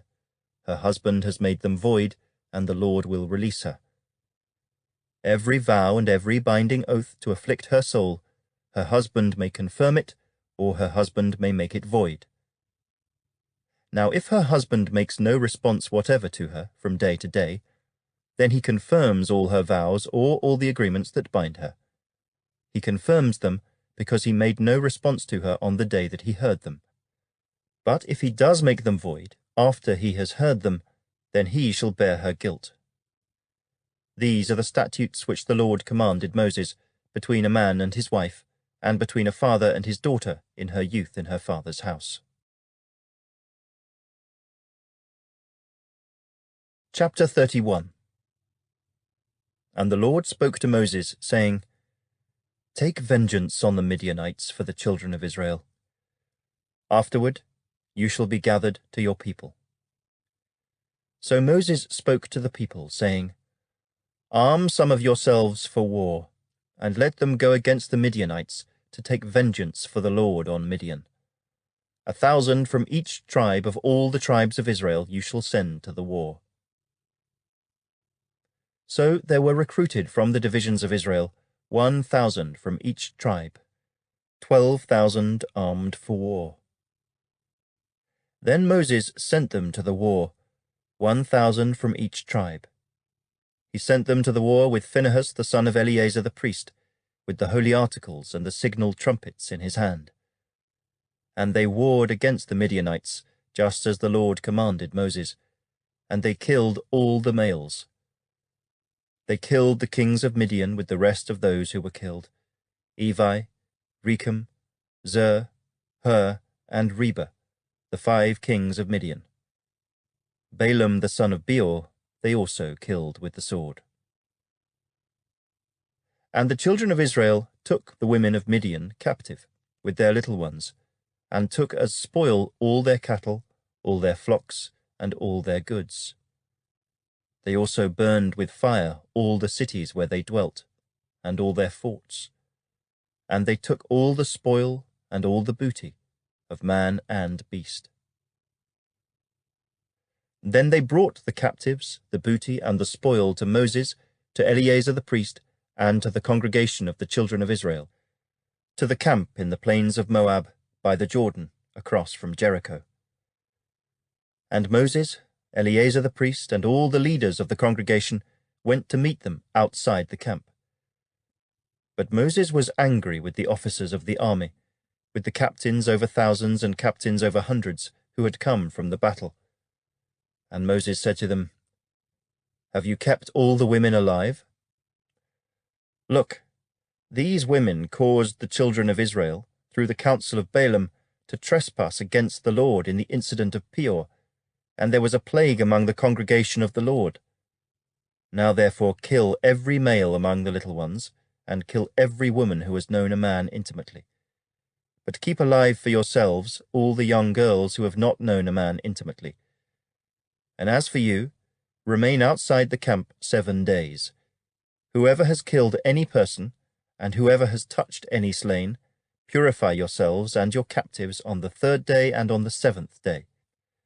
Purify every garment, everything made of leather, everything woven of goat's hair, and everything made of wood. Then Eleazar the priest said to the men of war who had gone to the battle, This is the ordinance of the law which the Lord commanded Moses. Only the gold, the silver, the bronze, the iron, the tin, and the lead, everything that can endure fire, you shall put through the fire, and it shall be clean. And it shall be purified with the water of purification. But all that cannot endure fire, you shall put through water. And you shall wash your clothes on the 7th day, and be clean, and afterward you may come into the camp. Now the Lord spoke to Moses, saying, Count up the plunder that was taken, of man and beast, you and Eleazar the priest and the chief fathers of the congregation, and divide the plunder into 2 parts, between those who took part in the war, who went out to battle, and all the congregation. And levy a tribute for the Lord on the men of war who went out to battle, 1 of every 500 of the persons, the cattle, the donkeys, and the sheep. Take it from their half, and give it to Eleazar the priest as a heave offering to the Lord. And from the children of Israel's half, you shall take 1 of every 50, drawn from the persons, the cattle, the donkeys, and the sheep, from all the livestock, and give them to the Levites who keep charge of the tabernacle of the Lord. So Moses and Eleazar the priest did as the Lord commanded Moses. The booty remaining from the plunder which the men of war had taken was 675,000 sheep, 72,000 cattle, 61,000 donkeys, and 32,000 persons in all, of women who had not known a man intimately. And the half, the portion for those who had gone out to war, was in number 337,500 sheep, and the Lord's tribute of the sheep was 675. The cattle were 36,000, of which the Lord's tribute was 72. The donkeys were 30,500, of which the Lord's tribute was 61. The persons were 16,000, of which the Lord's tribute was 32 persons. So Moses gave the tribute which was the Lord's heave offering to Eleazar the priest, as the Lord commanded Moses. And from the children of Israel's half, which Moses separated from the men who fought, now the half belonging to the congregation was 337,500 sheep, 36,000 cattle, 30,500 donkeys, and 16,000 persons. And from the children of Israel's half, Moses took 1 of every 50, drawn from man and beast, and gave them to the Levites, who kept charge of the tabernacle of the Lord, as the Lord commanded Moses. Then the officers who were over thousands of the army, the captains of thousands and captains of hundreds, came near to Moses. And they said to Moses, Your servants have taken account of the men of war who are under our command, and not a man of us is missing. Therefore we have brought an offering for the Lord, what every man found of ornaments of gold, armlets and bracelets and signet rings and earrings and necklaces, to make atonement for ourselves before the Lord. So Moses and Eleazar the priest received the gold from them, all the fashioned ornaments, and all the gold of the offering that they offered to the Lord, from the captains of thousands and captains of hundreds, was 16,750 shekels. The men of war had taken spoil, every man for himself.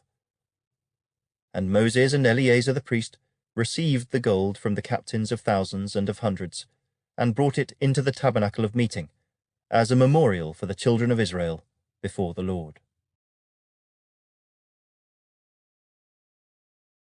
Chapter 32. Now the children of Reuben and the children of Gad had a very great multitude of livestock.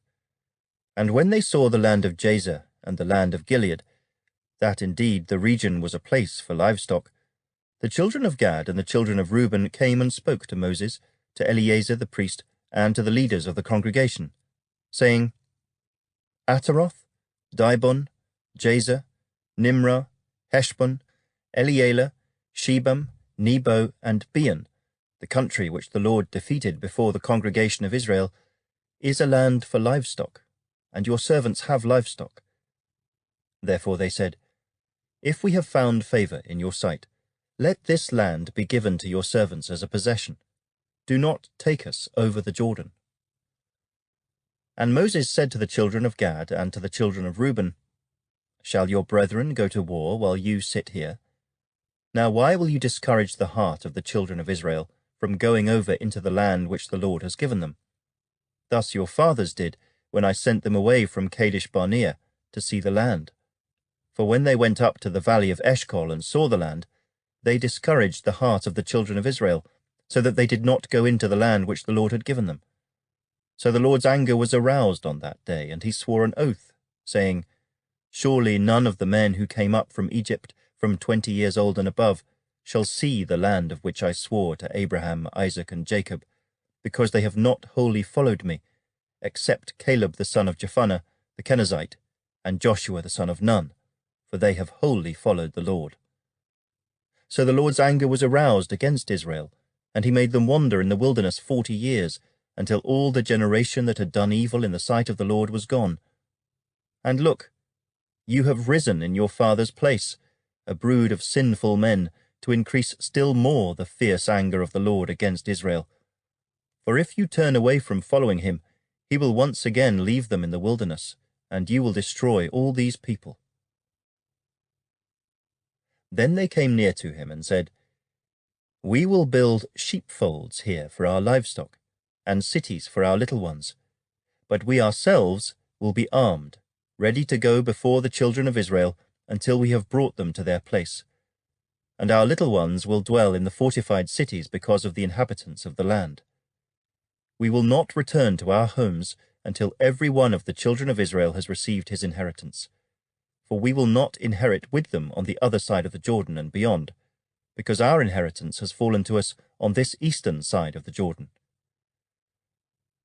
Then Moses said to them, If you do this thing, if you arm yourselves before the Lord for the war, and all your armed men cross over the Jordan before the Lord, until he has driven out his enemies from before him, and the land is subdued before the Lord, then afterward you may return and be blameless before the Lord and before Israel. And this land shall be your possession before the Lord. But if you do not do so, then take note, you have sinned against the Lord, and be sure your sin will find you out. Build cities for your little ones, and folds for your sheep, and do what has proceeded out of your mouth. And the children of Gad and the children of Reuben spoke to Moses, saying, Your servants will do as my Lord commands. Our little ones, our wives, our flocks, and all our livestock will be there in the cities of Gilead.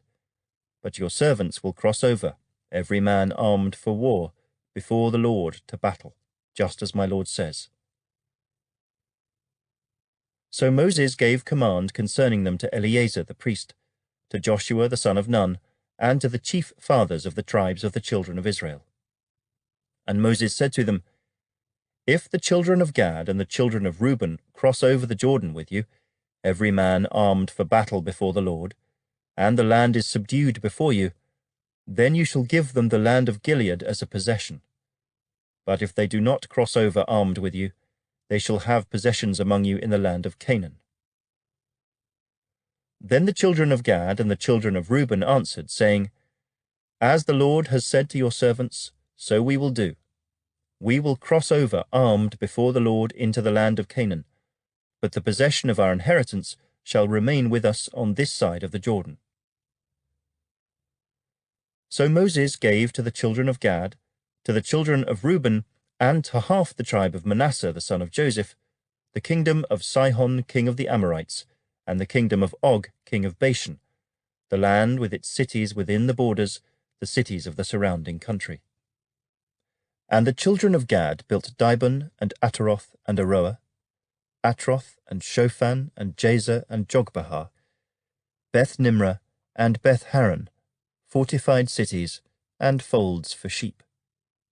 And the children of Reuben built Heshbon, and Elealeh, and Kirjathaim, Nebo, and Baal-meon, their names being changed, and Shibmah, and they gave other names to the cities which they built.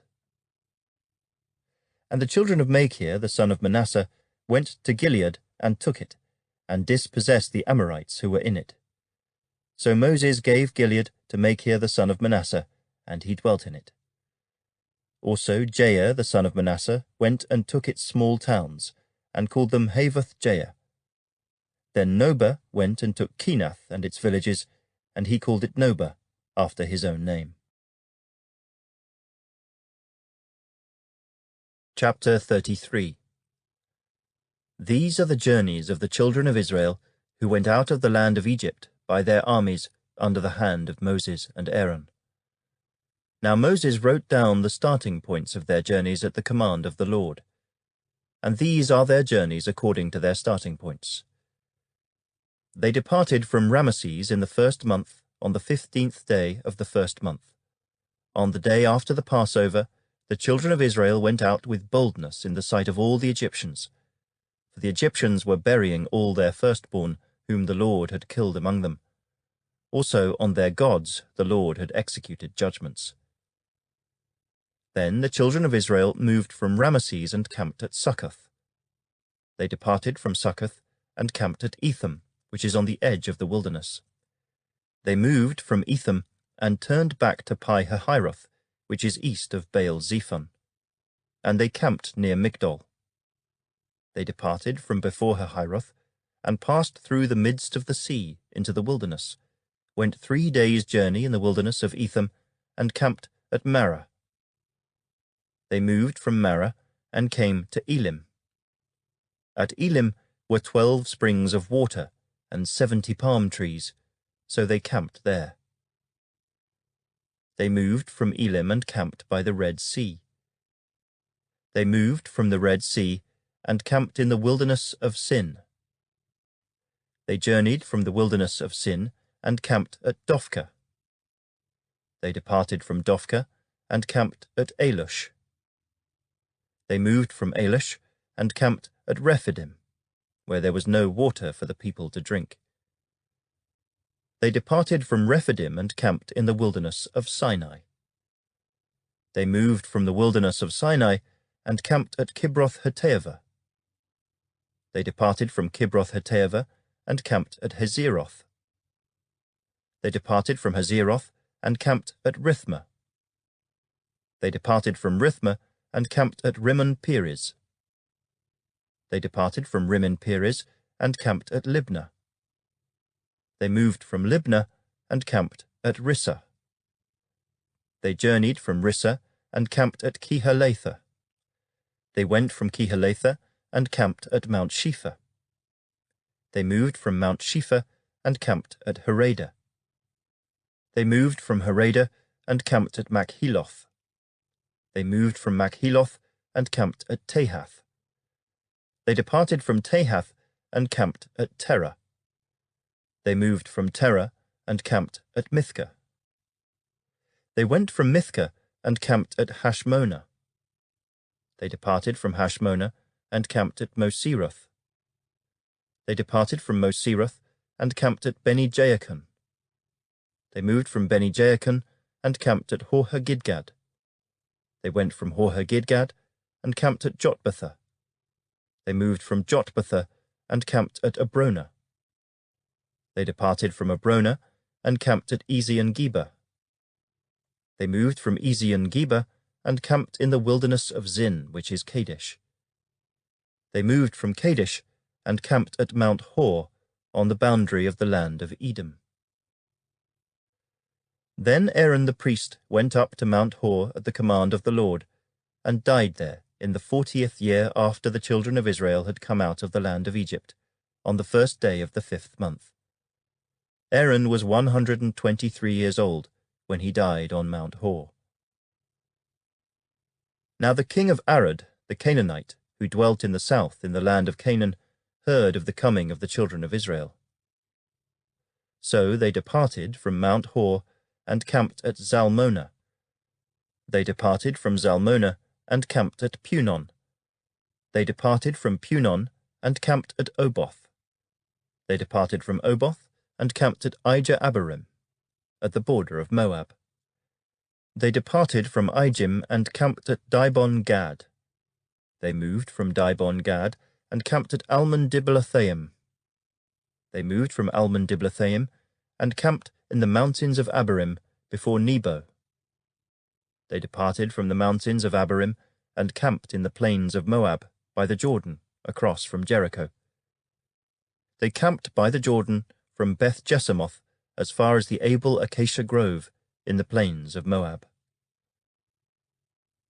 Now the Lord spoke to Moses in the plains of Moab by the Jordan, across from Jericho, saying, Speak to the children of Israel and say to them, When you have crossed the Jordan into the land of Canaan, then you shall drive out all the inhabitants of the land from before you, destroy all their engraved stones, destroy all their moulded images, and demolish all their high places.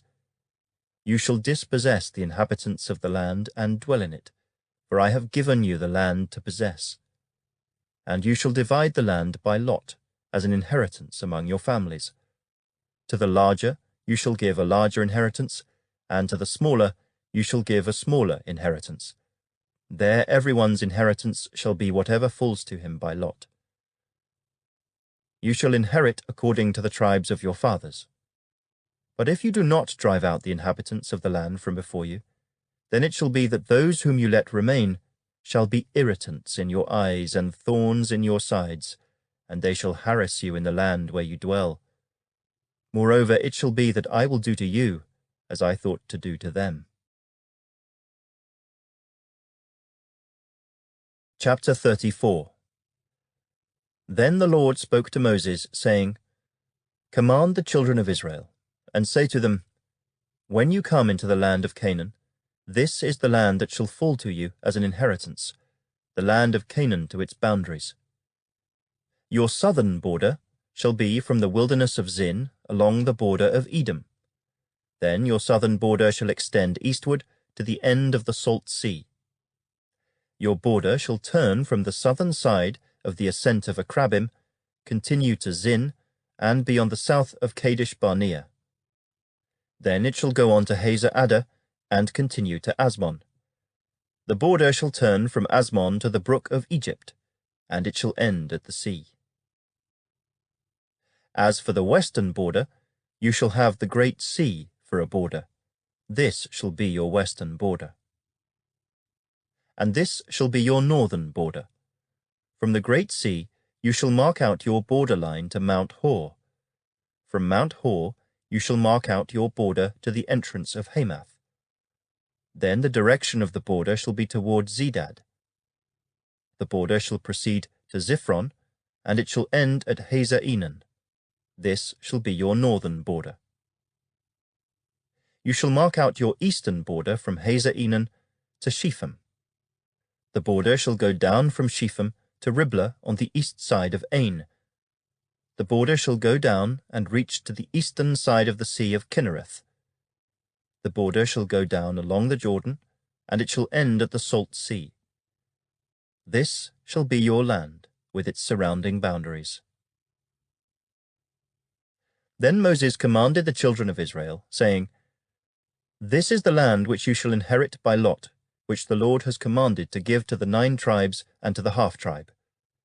For the tribe of the children of Reuben, according to the house of their fathers, and the tribe of the children of Gad, according to the house of their fathers, have received their inheritance, and the half-tribe of Manasseh has received its inheritance. The 2 tribes and the half-tribe have received their inheritance on this side of the Jordan, across from Jericho eastward, toward the sunrise. And the Lord spoke to Moses, saying, These are the names of the men who shall divide the land among you as an inheritance: Eleazar the priest, and Joshua the son of Nun. And you shall take 1 leader of every tribe to divide the land for the inheritance. These are the names of the men. From the tribe of Judah, Caleb the son of Jephunneh. From the tribe of the children of Simeon, Shemuel the son of Ammihud.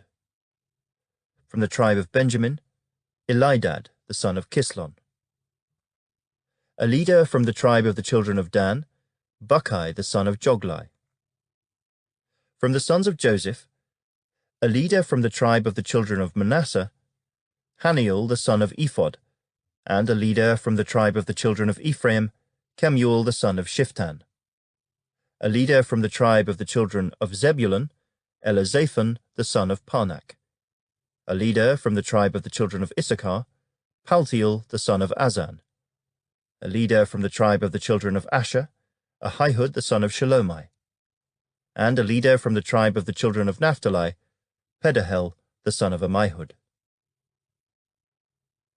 These are the ones the Lord commanded to divide the inheritance among the children of Israel in the land of Canaan.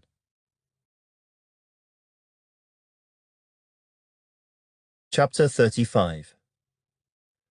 And the Lord spoke to Moses in the plains of Moab by the Jordan across from Jericho, saying, Command the children of Israel that they give the Levites cities to dwell in from the inheritance of their possession. And you shall also give the Levites common land around the cities. They shall have the cities to dwell in, and their common land shall be for their cattle, for their herds, and for all their animals. The common land of the cities which you will give the Levites shall extend from the wall of the city outward 1,000 cubits all around. And you shall measure outside the city on the east side 2,000 cubits, on the south side 2,000 cubits, on the west side 2,000 cubits, and on the north side 2,000 cubits. The city shall be in the middle. This shall belong to them as common land for the cities. Now among the cities which you will give to the Levites, you shall appoint 6 cities of refuge, to which a manslayer may flee. And to these you shall add 42 cities. So all the cities you will give to the Levites shall be 48. These you shall give with their common land. And the cities which you will give shall be from the possession of the children of Israel. From the larger tribe you shall give many, from the smaller you shall give few. Each shall give some of its cities to the Levites, in proportion to the inheritance that each receives. Then the Lord spoke to Moses, saying, Speak to the children of Israel, and say to them, When you cross the Jordan into the land of Canaan, then you shall appoint cities to be cities of refuge for you, that the manslayer who kills any person accidentally may flee there. They shall be cities of refuge for you from the avenger, that the manslayer may not die until he stands before the congregation in judgment. And of the cities which you give, you shall have 6 cities of refuge. You shall appoint 3 cities on this side of the Jordan, and 3 cities you shall appoint in the land of Canaan, which will be cities of refuge. These 6 cities shall be for refuge for the children of Israel, for the stranger, and for the sojourner among them, that anyone who kills a person accidentally may flee there. But if he strikes him with an iron implement, so that he dies, he is a murderer. The murderer shall surely be put to death. And if he strikes him with a stone in the hand, by which one could die, and he does die, he is a murderer. The murderer shall surely be put to death. Or if he strikes him with a wooden hand weapon, by which one could die, and he does die, he is a murderer. The murderer shall surely be put to death. The avenger of blood himself shall put the murderer to death. When he meets him, he shall put him to death. If he pushes him out of hatred, or while lying in wait, hurls something at him so that he dies, or in enmity he strikes him with his hand so that he dies, the one who struck him shall surely be put to death. He is a murderer. The avenger of blood shall put the murderer to death when he meets him. However, if he pushes him suddenly without enmity, or throws anything at him without lying in wait, or uses a stone by which a man could die, throwing it at him without seeing him, so that he dies, while he was not his enemy or seeking his harm, then the congregation shall judge between the manslayer and the avenger of blood according to these judgments. So the congregation shall deliver the manslayer from the hand of the avenger of blood, and the congregation shall return him to the city of refuge where he had fled, and he shall remain there until the death of the high priest who was anointed with the holy oil. But if the manslayer at any time goes outside the limits of the city of refuge where he fled, and the avenger of blood finds him outside the limits of his city of refuge, and the avenger of blood kills the manslayer, he shall not be guilty of blood, because he should have remained in his city of refuge until the death of the high priest. But after the death of the high priest, the manslayer may return to the land of his possession. And these things shall be a statute of judgment to you throughout your generations in all your dwellings. Whoever kills a person, the murderer shall be put to death on the testimony of witnesses. But one witness is not sufficient testimony against a person for the death penalty. Moreover, you shall take no ransom for the life of a murderer who is guilty of death, but he shall surely be put to death. And you shall take no ransom for him who has fled to his city of refuge, that he may return to dwell in the land before the death of the priest. So you shall not pollute the land where you are. For blood defiles the land, and no atonement can be made for the land, for the blood that is shed on it, except by the blood of him who shed it. Therefore do not defile the land which you inhabit, in the midst of which I dwell. For I, the Lord, dwell among the children of Israel.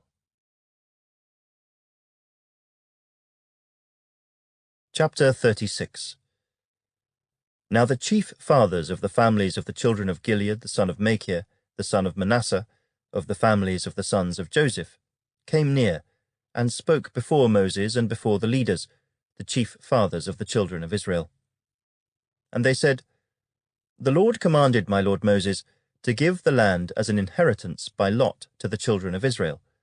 And my lord was commanded by the Lord to give the inheritance of our brother Zelophehad to his daughters. Now if they are married to any of the sons of the other tribes of the children of Israel, then their inheritance will be taken from the inheritance of our fathers, and it will be added to the inheritance of the tribe into which they marry. So it will be taken from the lot of our inheritance. And when the Jubilee of the children of Israel comes, then their inheritance will be added to the inheritance of the tribe into which they marry. So their inheritance will be taken away from the inheritance of the tribe of our fathers.